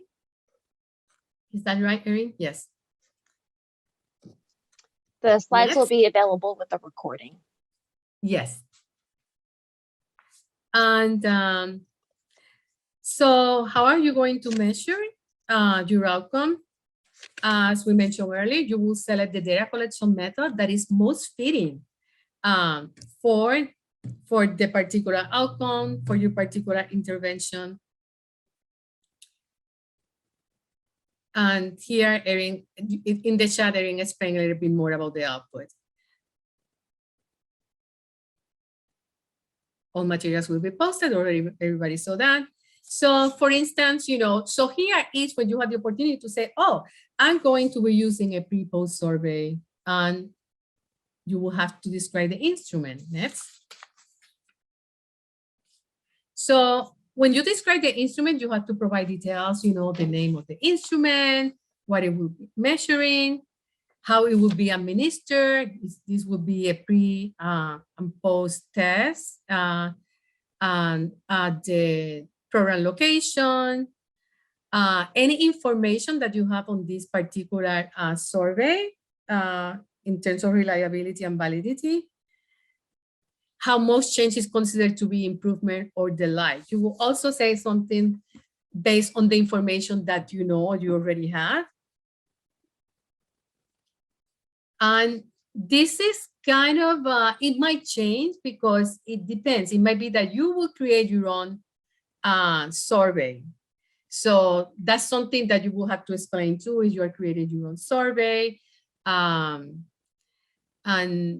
I don't know if in the past, Erin, when people create their own surveys, how is it that they explain that out? That might be something that we can probably share with now at this point. Right. And hi, Yvette. Welcome. Happy to see that you were able to join us today. Thank you. So a lot of people decide that they're going to design their own instrument. And some people will say, well, I'll design it if I get the funding, right? That makes sense. But what you would want to do in this instrument section is you want to describe for us the kinds of things that might be in that instrument that you design.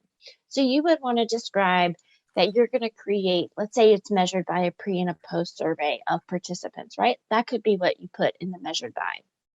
And in the instrument, you would say XYZ organization will design their own instrument to ask questions about the degree to which individuals learn something about, let's say if it's nutrition education, the questionnaire might be designed to ask questions about the degree to which people learn something new about fruit, vegetable, sugar sweetened beverages, calcium, right? So you might start to outline the specific kinds of things that would be in that instrument. And for those of you that need to know the why and the big picture, the reason is because in this section, when you describe that instrument and you describe what would be included in that instrument, it helps the readers understand, are you teed up? Are you ready to be able to measure these measures? I did it, yes! Are you able to measure and collect data to inform these measures in a way that will tell us exactly the performance on those measures? Because sometimes what happens is there will be instruments used or questions asked that actually don't align to the measure. And this is a way to sort of circumvent that and sort of stop it in its tracks. And sometimes it can be just feedback back to you, but in general, you really want to make sure that this instrument section gives people enough information to really see how the questions that you're going to be asking or the specific way that that instrument will be used. You want to give enough information so that the readers can see, oh, that's how the data gets from the participants to the performance measure, right? So it sort of fills that black box of what happens between here's the instrument and how it gets to the performance measure on the report.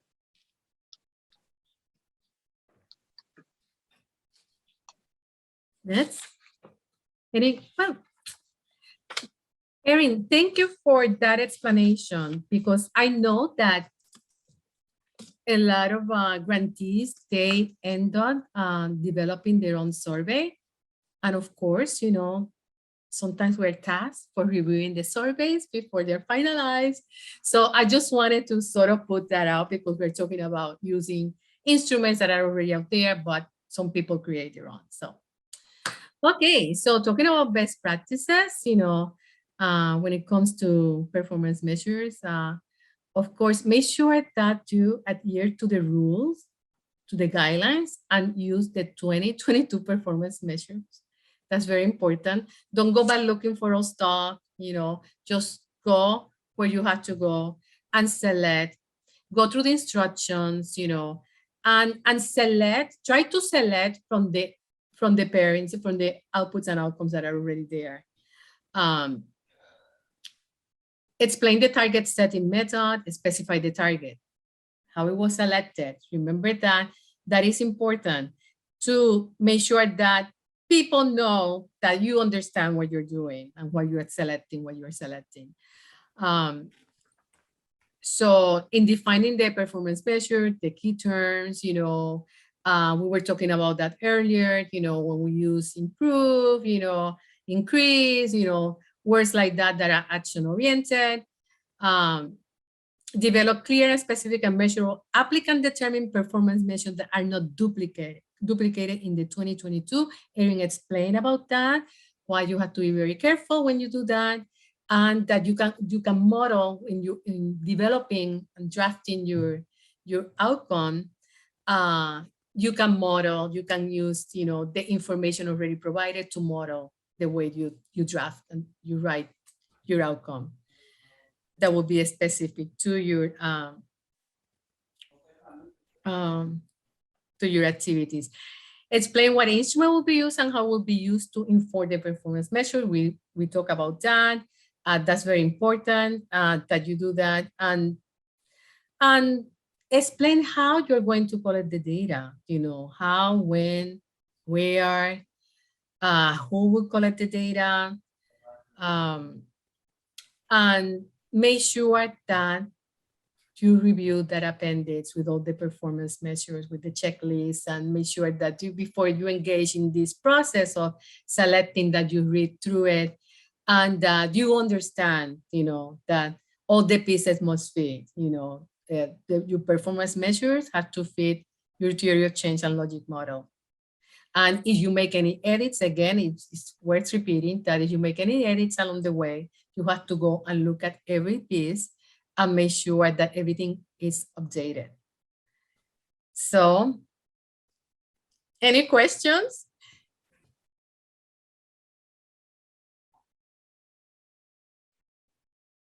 Comments?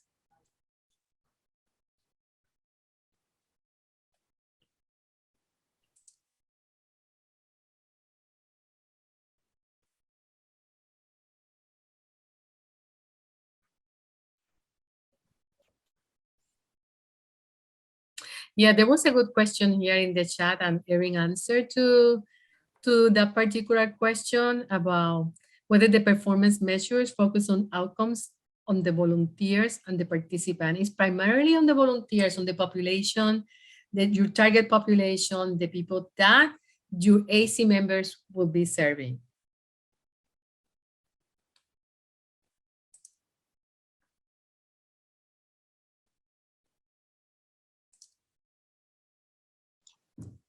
Anything else? I just wanted to point out, and sorry, of course, it's right when I put a mint in my mouth. So if you hear that, that's my fault. But this year, there's actually some points devoted to the performance measure section. And what's exciting about that for me, and I'm not the one writing the application or scoring it, but outside looking in, what's exciting about that is this section does take some brain power and some work and some planning. And now you sort of get some credit for all of that grunt work that you need to do in this section. And while you don't have to have everything perfectly formulated at the time of application, you do need to have it somewhat thought out about if this is the measure we're going to use to spotlight our work, not to tell the whole story of your work, but to spotlight specific pieces of your work. What are the ways that we're going to be able to get those data? The devil is in the details again on this particular piece, because once you get going, you hear about non-duplication and the reporting piece of it. But having a really strong foundation about how you think you're going to measure this and putting some of that grunt work in now about what can we use to get this information, how are we going to go about doing that, and how how do we envision an increase? And how do we envision these data coming together to inform the measure? Going through that activity now is going to help you springboard once you have the award, because it's so fast to get up and going that having a really strong plan is going to make your life a whole lot easier to be able to start that measurement from day one. Great point. I like to I know the don't- why. Ooh, I'm not sure. I'm just going to speak in for a minute. I'm not sure, Aaron and Milagros, whether or not you guys got a chance to look at the new NOFA. I don't remember sending it to you, so you may not have. But I just wanted to mention that our scoring criteria has been altered somewhat, and I did put in a section specifically on performance measures. Oh yes, well that's good. I'm glad to see that you're happy about that. I just found that so much work goes into it, and I think that it's important to give it the credit it's due. And you know, it's a huge piece, like you said. The more you do up front, you know, the easier it will be once you start with implementation, particularly with the area of baseline data, which is always something that's so important in the beginning, because once you get into the year, going back, it's hard to then capture what difference the service is making. So I just wanted to point that out, that we are giving more importance to the area of performance measures. let's see that. Yeah, Great I was point. super That's excited good. about that. Again, not as a scorer or the applicant, but just as an outside party, I was like, yeah.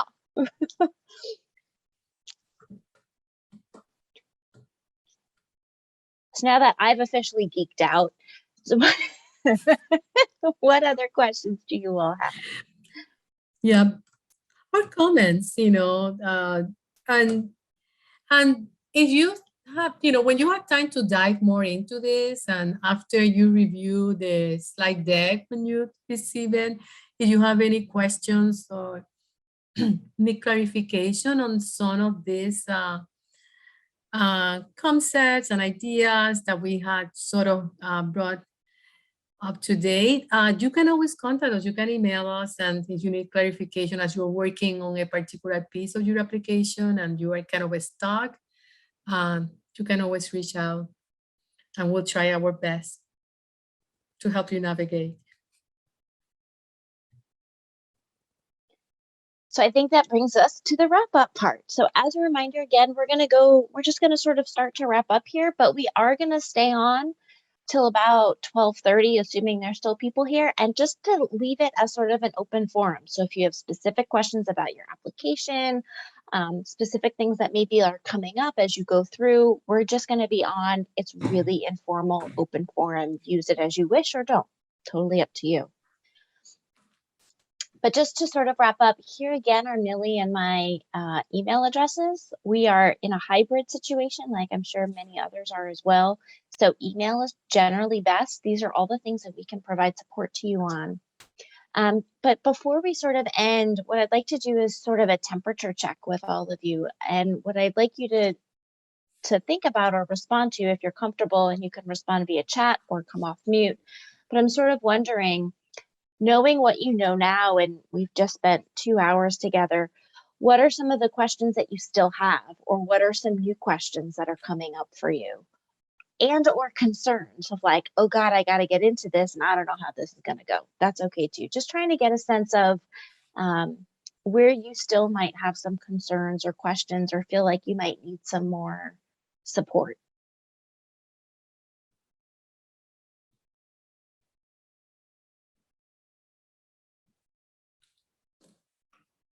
And safe space, you can also say, I just need time. I would like to carve out an extra 24 hours of time for myself that no one knows about. That's what I would like.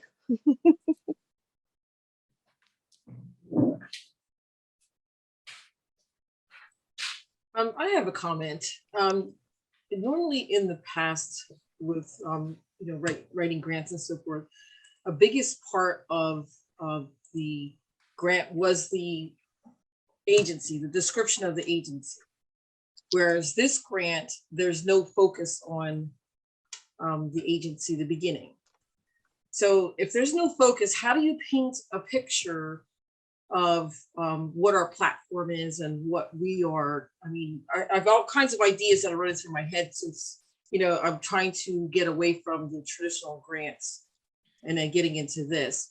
So some of the things the pictures that I wanted to paint was to show that as a Native American population, we've been underrepresented. Yet we have a very successful model because traditionally we're excellent carpenters. So we found where we fit in the universe, and we want to help by expanding our talents. And this is one more step so that we're in a growth spurt, so that we are viable citizens. So how do we dumb that down? Because that's usually pages long about who we are. So, but we want the reader to have that sense that, for hundreds of years, we've been underrepresented. We've been annihilated. We've been erased with the stroke of a pen. There's no studies on how we learn and how we do, but yet we also contribute as a community. So to me, the beginning, when you're talking about the executive summary about who we are, and there's no points for that, but we need to paint that picture. What are your thoughts on something like that?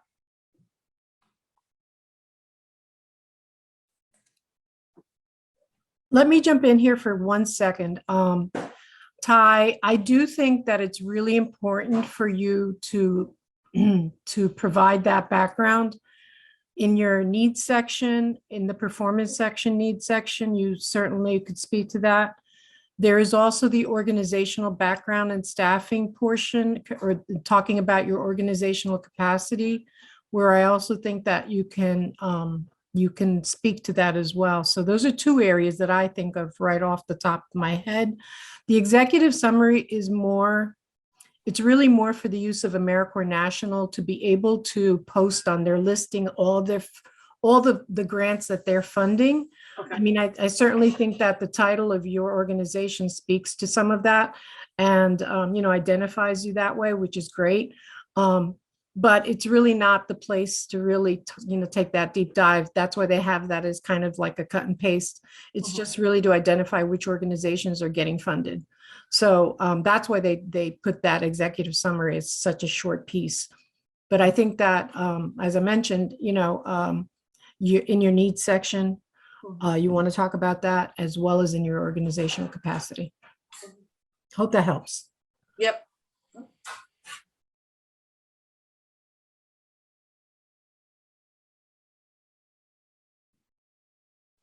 I just sort of brought back up, but brought back up this one slide about the scoring, because, we don't necessarily in this training, we don't dive into all of the pieces about organizational capacity or the budget piece of it or the member experience. We sort of really just focus on theory of change, evidence, and performance measures here. But there are those other sections, and to some extent, they all sort of complement and support. And I hear you, Ty, that sometimes in grant applications, you talk about your organization first, right? And so that organizational background piece sometimes comes first. This NOFO is a little bit different. But there are places where you can certainly make sure that that gets in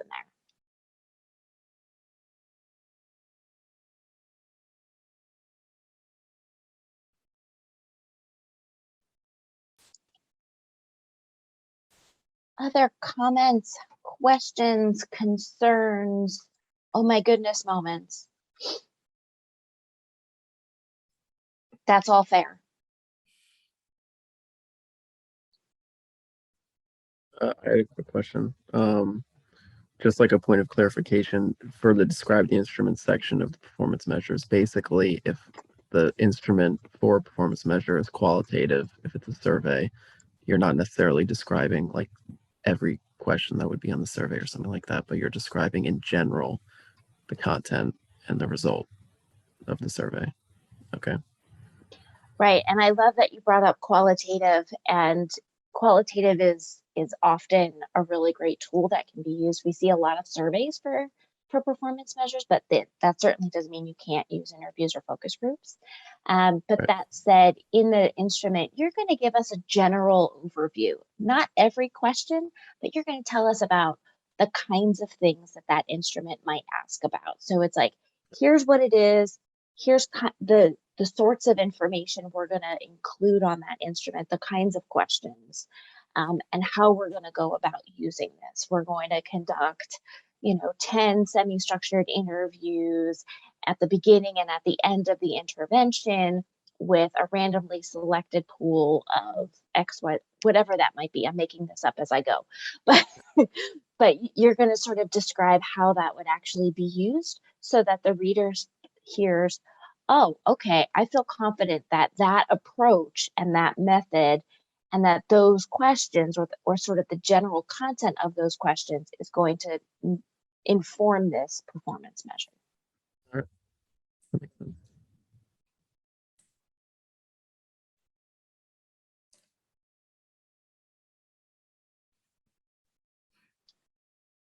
Oh, I wanted to ask if a link to the website where the recordings will be could be shared in the chat really quick.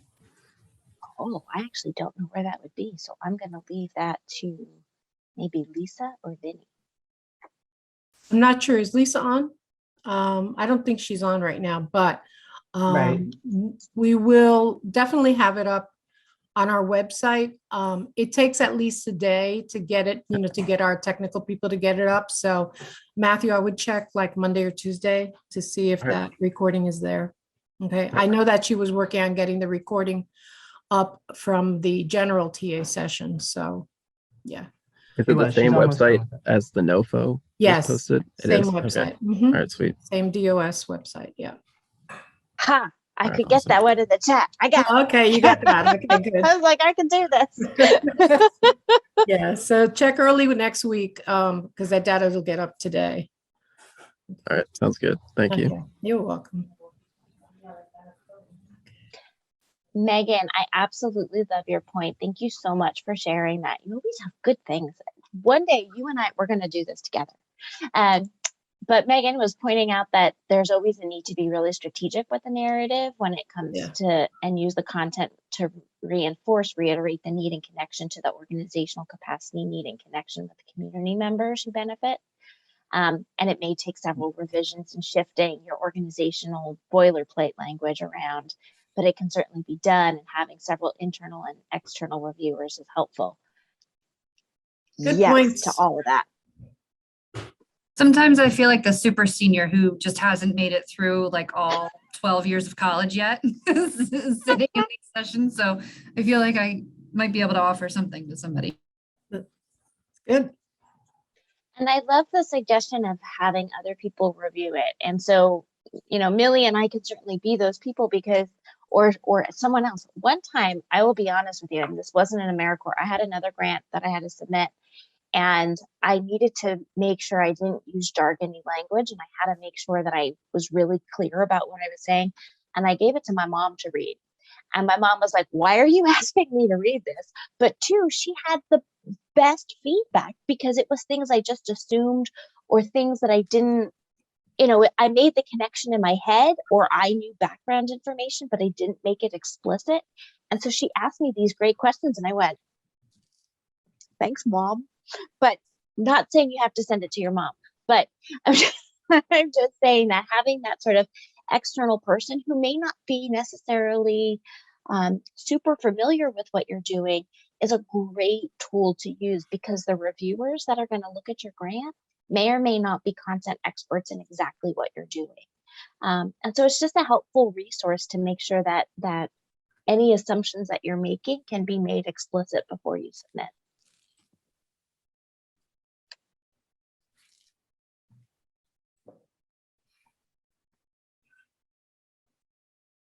Okay. If there are no other questions or comments, I'm going to go ahead and say thank you all so much. And we are here. Millie and I will stick around on here for a little bit until everybody leaves us and says, I don't want to talk to you anymore, and that's fine. But again, we are super excited to get to see you all. And the slides, we also have sort of a resource that we'll also share about sort of key considerations to think about as you're writing your narrative. I don't recommend just taking this and plopping it into a narrative. These are just considerations to think about. We'll help make that available to you. And of course, if you have any questions, we're more than happy to jump on a call, a Zoom. If you need to call and vent to someone and you don't want it to be the state, you can always call us. It's a safe space. Thank you, Erin and Milagros. You guys are always great partners to work with. I always enjoy hearing your presentations. You know, we'll continue to move forward on this, okay? Thank you. Okay. Thank you. And nice seeing you, Yvette. Haven't Same seen you in a here. while. Same here. Thank you. All right. Have a All good right. weekend, everyone. Have a nice Enjoy the weekend, beautiful everyone. day. Yeah, Bye. the sun is out Ah, in my neighborhood. Thank you. Are you going to stick around on Zoom? yep, we'll be Okay. here. Okay, so I have a technical question. I know I'm stuck on the 10 page. So the other charts, will they be a part of the 10 page also, the logic model, or is that a separate? Separate, right, Megan? Okay. Billy, right? Okay, That's good. like the Okay. performance measures are separate. Yeah, the performance measures is not a printout, so you don't have to worry about the pages on that. Okay. That's kind of within the section. It is part of a printout, but it is not part of your 10 pages. The logic model is a separate document, and that'll populate. So each bar that you have, I would just also say, and this was one of the comments that we had received previously. I'm with Center for Family Services in Camden, but it was a good point, and it did make sense. You know, and you're talking about typical grant writing, and sometimes when you print things out, you'll be able to see it. But in the logic model, it doesn't, you know, it's just these big kind of quadrants. So make sure that you have bullet points or some other sort of indicator that separates your points, because you don't want to put a space in between them because you're trying to maintain your space and kind of trying to collapse. So either a dash or a bullet point or something like that. Also know that when you copy from Word, and this is a one of those like glitchy things. It is something that you said. One of the glitchy things that when you copy and paste from Word into eGrants is that even when you do an apostrophe, it comes up as a question mark. And I go back, yes, I know, right? Right? It makes me crazy. So when I print everything out, and you wouldn't think, right? But it's some sort of glitch in the font and the kind of back end thing, technical thing. So I always go back through and swap it out. But yeah, so when you print it out, and remember that the cover sheet does count as page 1, it's kind of buried in the NOFO, that's also a thing. But you just have to catch yourself and really read through all of that. And I've also, if the sections within each kind of larger part of the narrative, like organizational capacity, there's like a member experience and all these other parts of it. If you put in yes, Vinny, that is also correct. Those things make it, that if you take, you know, member experience and then do a period after it, then you can like have a whole section without having all of these additional separate spaces that you're kind of eating up your 10 pages with. And this is only from doing these applications we do 4 or 5 of them a year. And I've been doing them for the last 4 years. So these are the weird best practices things that I've learned along the way. So we're gonna separate each section with you know, maybe a dash or a period or something. So when the reader gets it, is it gonna read well for the reader? It will. Hold on, I'll just pull. Yeah, see, I've never done anything in eGrants, so this is all going to be new. So these are great pointers, because I know we have the same situation with Green Sage. It'll pull up different characters, and I got to go through, and it gives me the word count in Green Sage. Yeah. The word count doesn't really. So here it doesn't show. It's not. Yeah, so there's not really a word count. It's more of a page count at the end. So I would recommend, and it's not even like a font that you can change. It's the font that's in eGrants. So That's what I was going some of to the ask. things What, are what beyond your font control. uploads better? Is it like Yeah, Roman yeah, uploads better? Calvin? No. Yeah, you can't even change into like Arial narrow to really get all of the space. Right. Some fonts will upload. They'll upload different characters. So I didn't know if you tested any fonts. Yeah. So I think everything I've tried, Times New Roman is the only one that comes up mostly with that question mark glitch, but it's the only one. So Vinny mentioned a couple other ones, but Times New Roman, I only get that kind of question mark where the Apostrophe. Yeah. yes, Apostrophe. apostrophe. Yeah. Okay. Excellent. Okay. Yeah, I'm kind It's of familiar funny with you- that, those glitches. So like Calibri, has a different, Yes, I mean, and it's what more Aaron's readable sometimes. what Aaron just put in the chat box is pretty much what we do Yeah. for those sections. Vinny's learning all of my tricks and tips here. So It's funny. I tried to pull an example that I can sort of show. yeah, But yeah. I think it's a bad example because by the time I think when it's processed or something, they just get it into. Oh yeah, it a totally, different- yeah, it looks like there's Yeah. extra spaces when you print it out, and I've gone back several times and been like one line over on a page 11 and have made myself batty. So Yeah. I really, So I like the Like all on the computer. caps beginning of the sentence and the beginning of a section. and then a that period, way. yep. And then that way it's a better transition in between. Okay.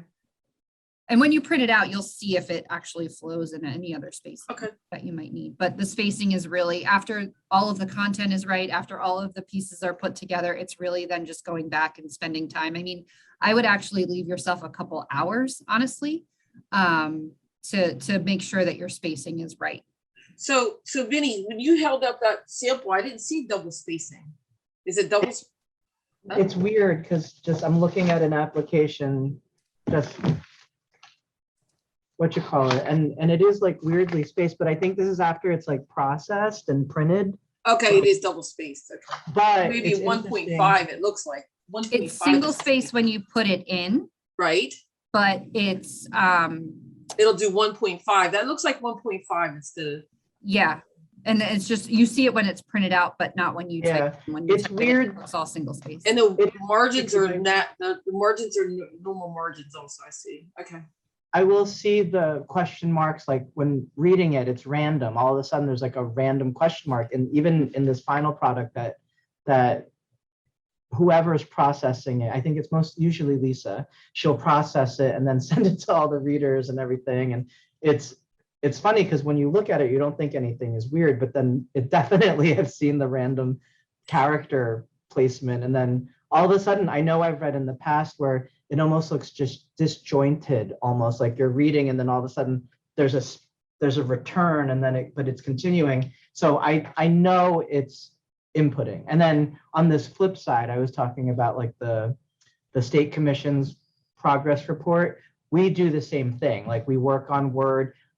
There is a character limit when we prepare these reports. And it's funny because they don't leave you much space. So we're actually putting the continuation of something in another section that's not worth it. But I will put continued from this section, like in parentheses, so they know, because it's just the little box that they want to put everything in and just trying to adapt to it. But I will say, like, and people will always ask for clarification if something's not clear. So just Can you identify that print that's on that sample that you have?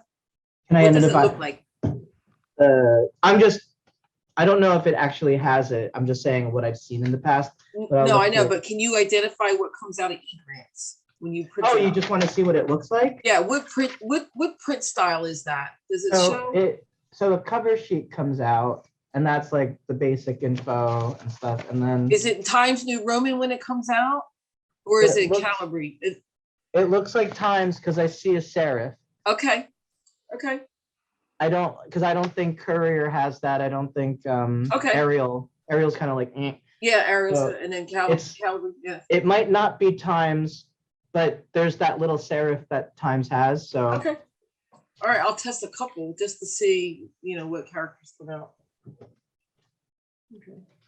I think we're all just on the same page that eGrants is bad. Patty grants bad. Okay. I'm sure I'll have questions when I'm putting it together. These are tricky, Mhm. but Oh they're yeah, it's a whole doable. different world. It's a whole different world. Yeah. Yeah. I mean, I think for me, one of the things I've learned over the years of just looking at these is just the more focused and sort of specific you can be about what your program will do will help you keep the rest of the section specific and focused and help it feel a little bit more manageable to fit in the 10 pages. But B, I think you often are able to provide a clearer just picture of what's going on. And that can be hard if you've got like a very holistic program and you do a lot of things, and this sort of comes into that. But it can be done. And I think really going through those iterations, like Megan suggested, like going through those iterations to really think about how can we make this even more focused or even more specific can be Yeah, really I've helpful. already gotten rid of everything else.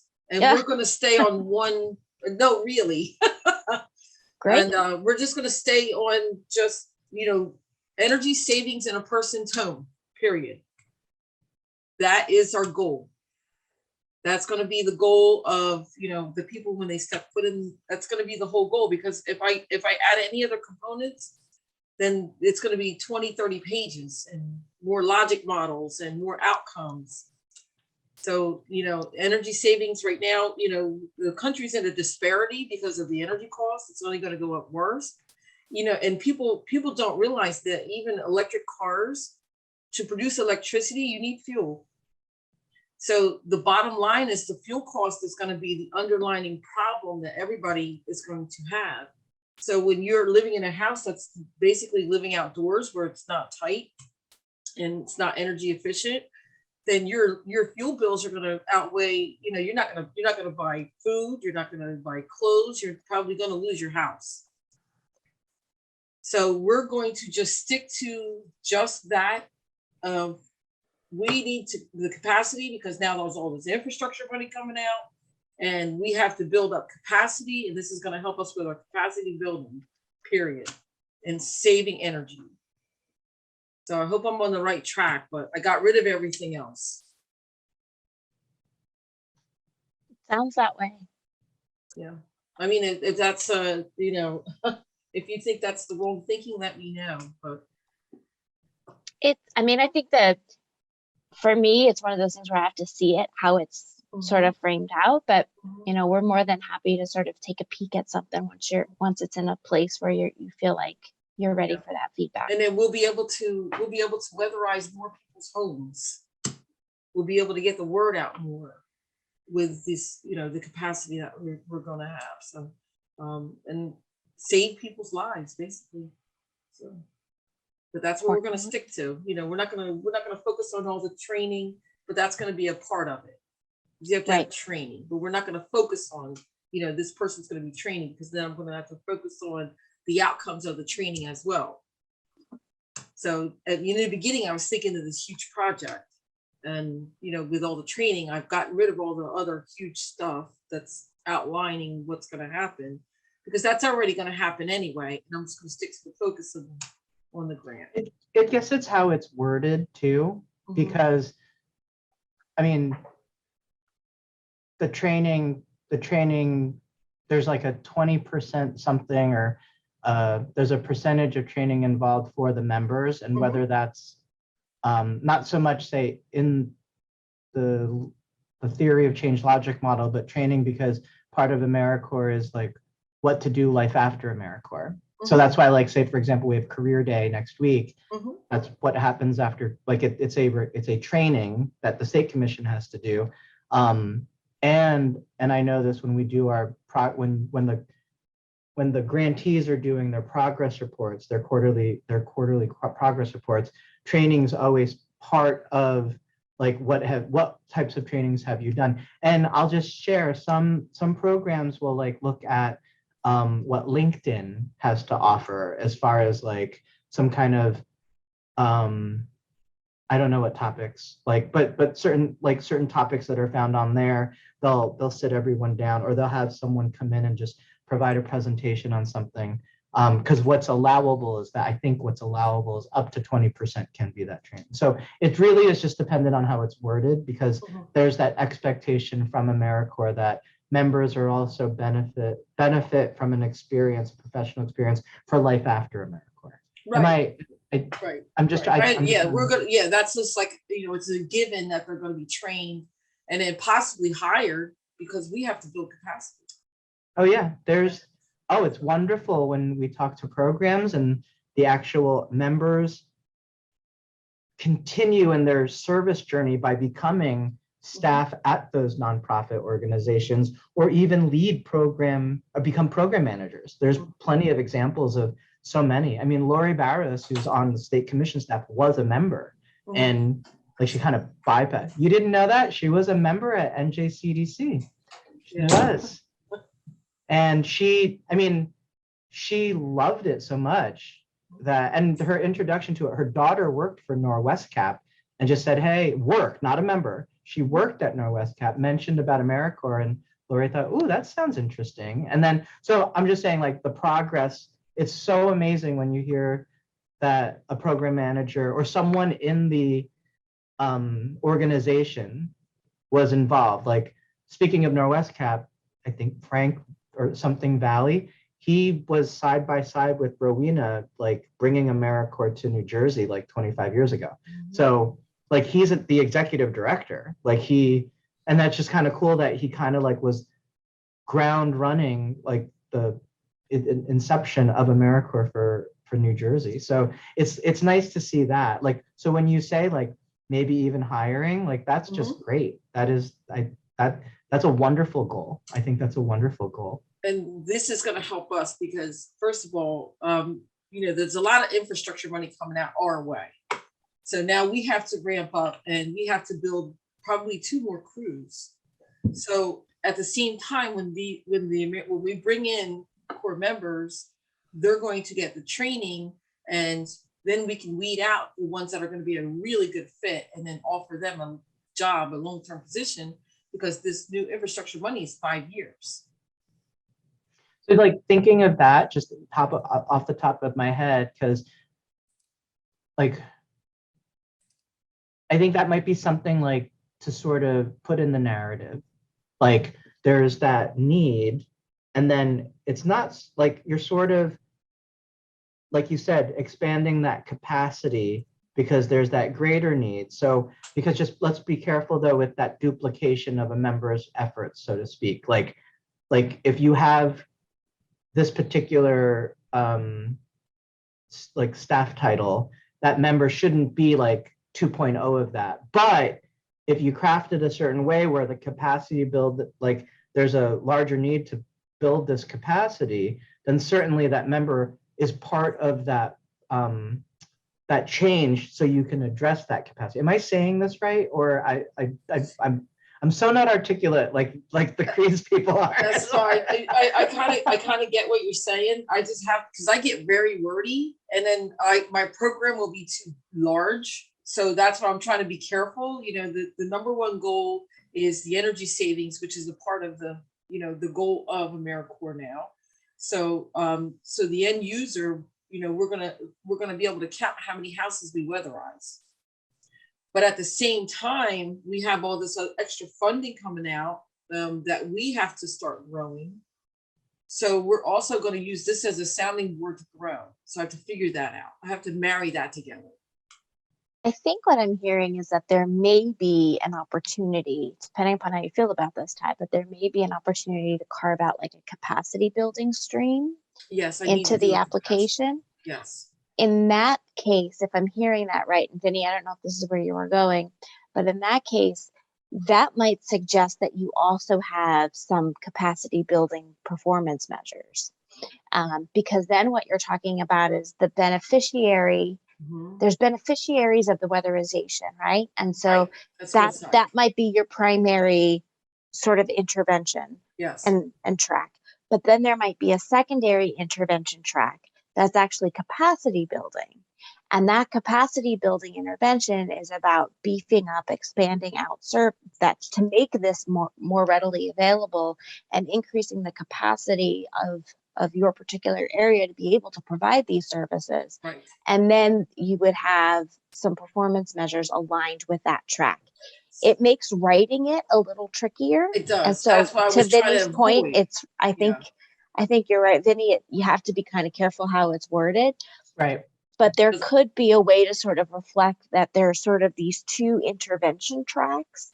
And one is the provision of services to individuals on the weatherization. And then the secondary one, which influences for sure and sort of helps enable and sustains that other piece, but that it's building this piece out.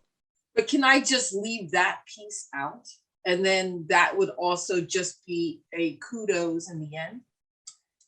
Just, that's what I was thinking, because it becomes a larger program and then more accountability and more, reporting if I have both of those pieces from what I was learning in the other session. I think when you go through the narrative and you're saying like we'll just nuts to bolts, right? What are the AmeriCorps members going to do? And then when you talk about your own capacity, like within your organization, and it seems like they're doing the same things, I think that's where it needs to be careful. That's where we need to expand a little bit more about, well, I'm saying like, even if they do the same thing, it's not, so there's like this whole, like, they can't substitute for an already existing person in the organization. But if you can write the narrative in a way where expanding the capacity and needing those members to fulfill, like it just has to be worded away where it actually could be okay. But not worded carefully might look like a duplicative or duplication of effort, which I know some of our readers, like there's some, like Anne, for example, she will catch that right away.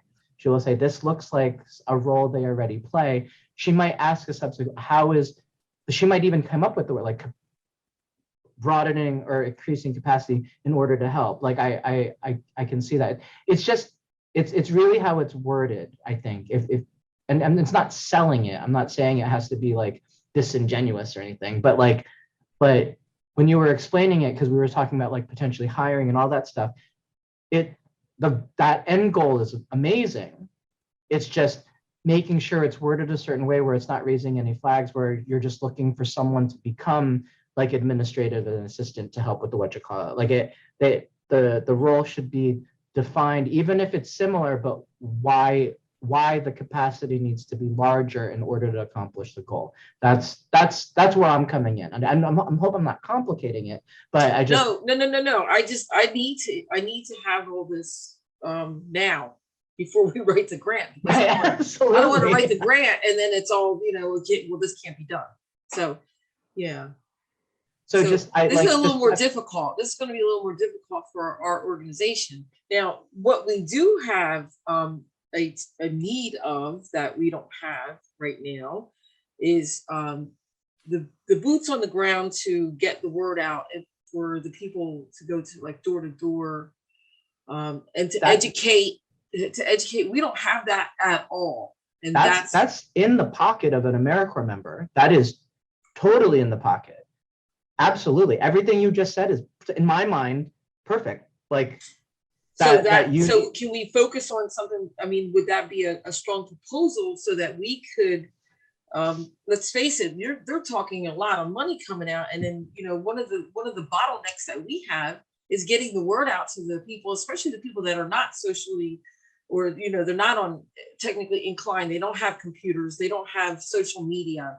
Billboards are almost a thing of the past now, where they don't drive, yet their energy disparities is higher than most of the world. So one of the things that we have to do that we don't have the capacity to do is, to take our staff right now and to put them in the field and to do that. I'll share a couple of tidbits. One, Gail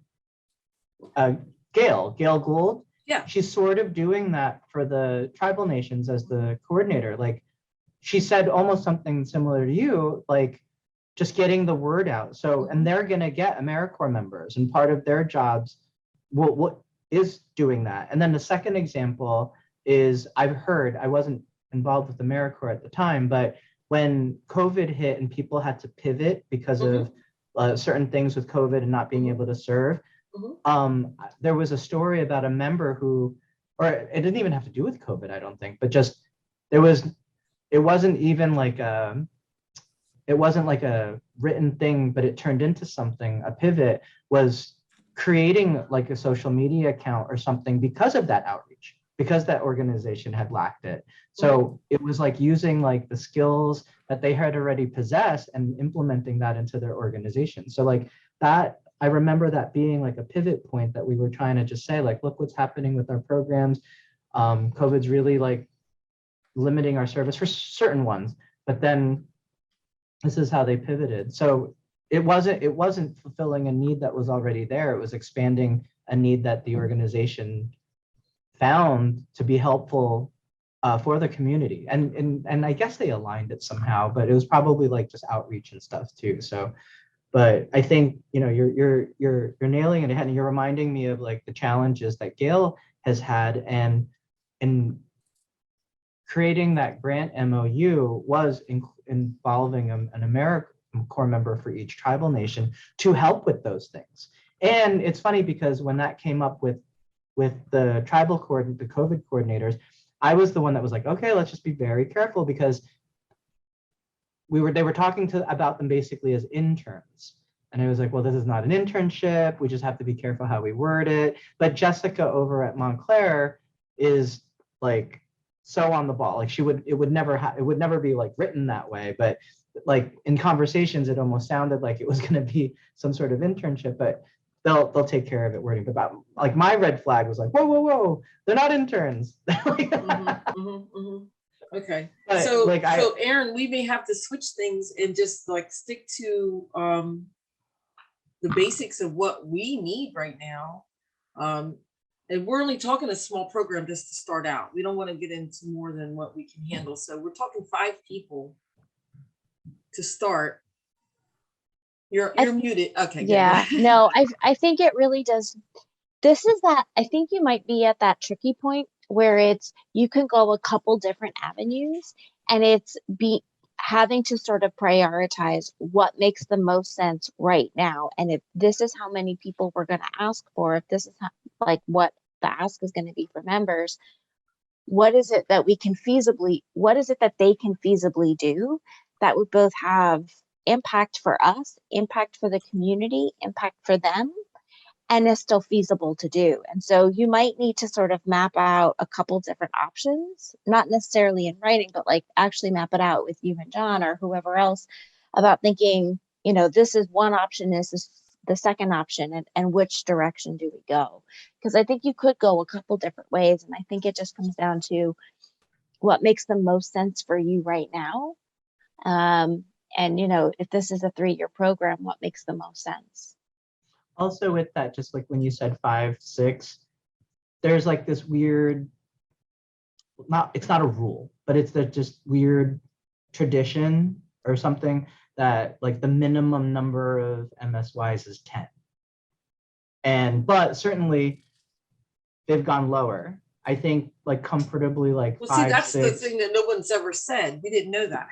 Right. Well, it's sort of it's like an unspoken acceptance. Yeah. Right, because like from the perspective of the reader, say, right, so from our perspective, is it possible that your goal or what you want to accomplish can be done with less than 10 members?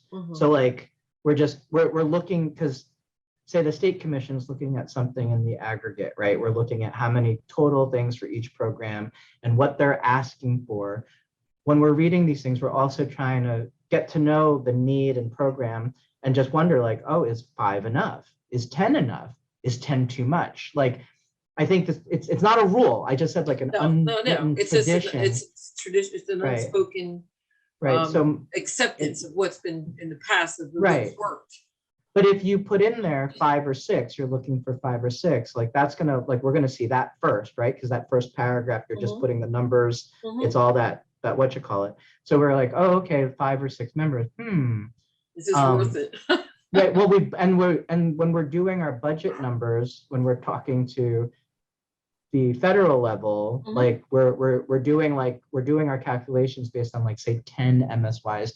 That's not the slots, but 10 MSYs, like Mhm. for all the programs that we see are applying. So with that said, like if you can write it a certain way where 5, 6 is the pocket, then that's okay. But just like that unsaid rule, like I think anything lower than 5 potentially might not be like the program might not be effective to do that change Mhm. with just 5, well, less than 5.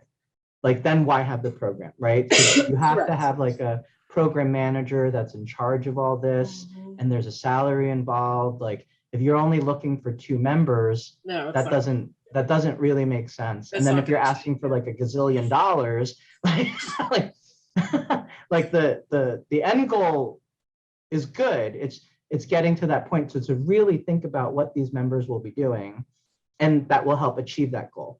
And I think if you're good, like the fact that you said 5, 6 is great. I just don't want you to get nervous. Like if like a vet, for example, she might just say like that blanket at least 10. But when we think about it more, when they're going through that process and they can see, oh, okay, it's a new program, a new operating grant.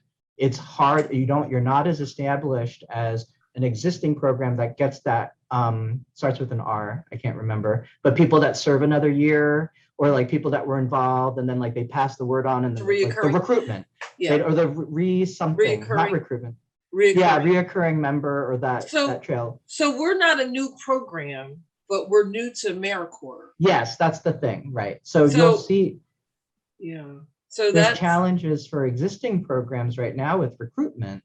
And I mean, we're talking of like, say you're well-established ones that have been around for 20 plus years, they've got that R word that is escaping me. Like people are,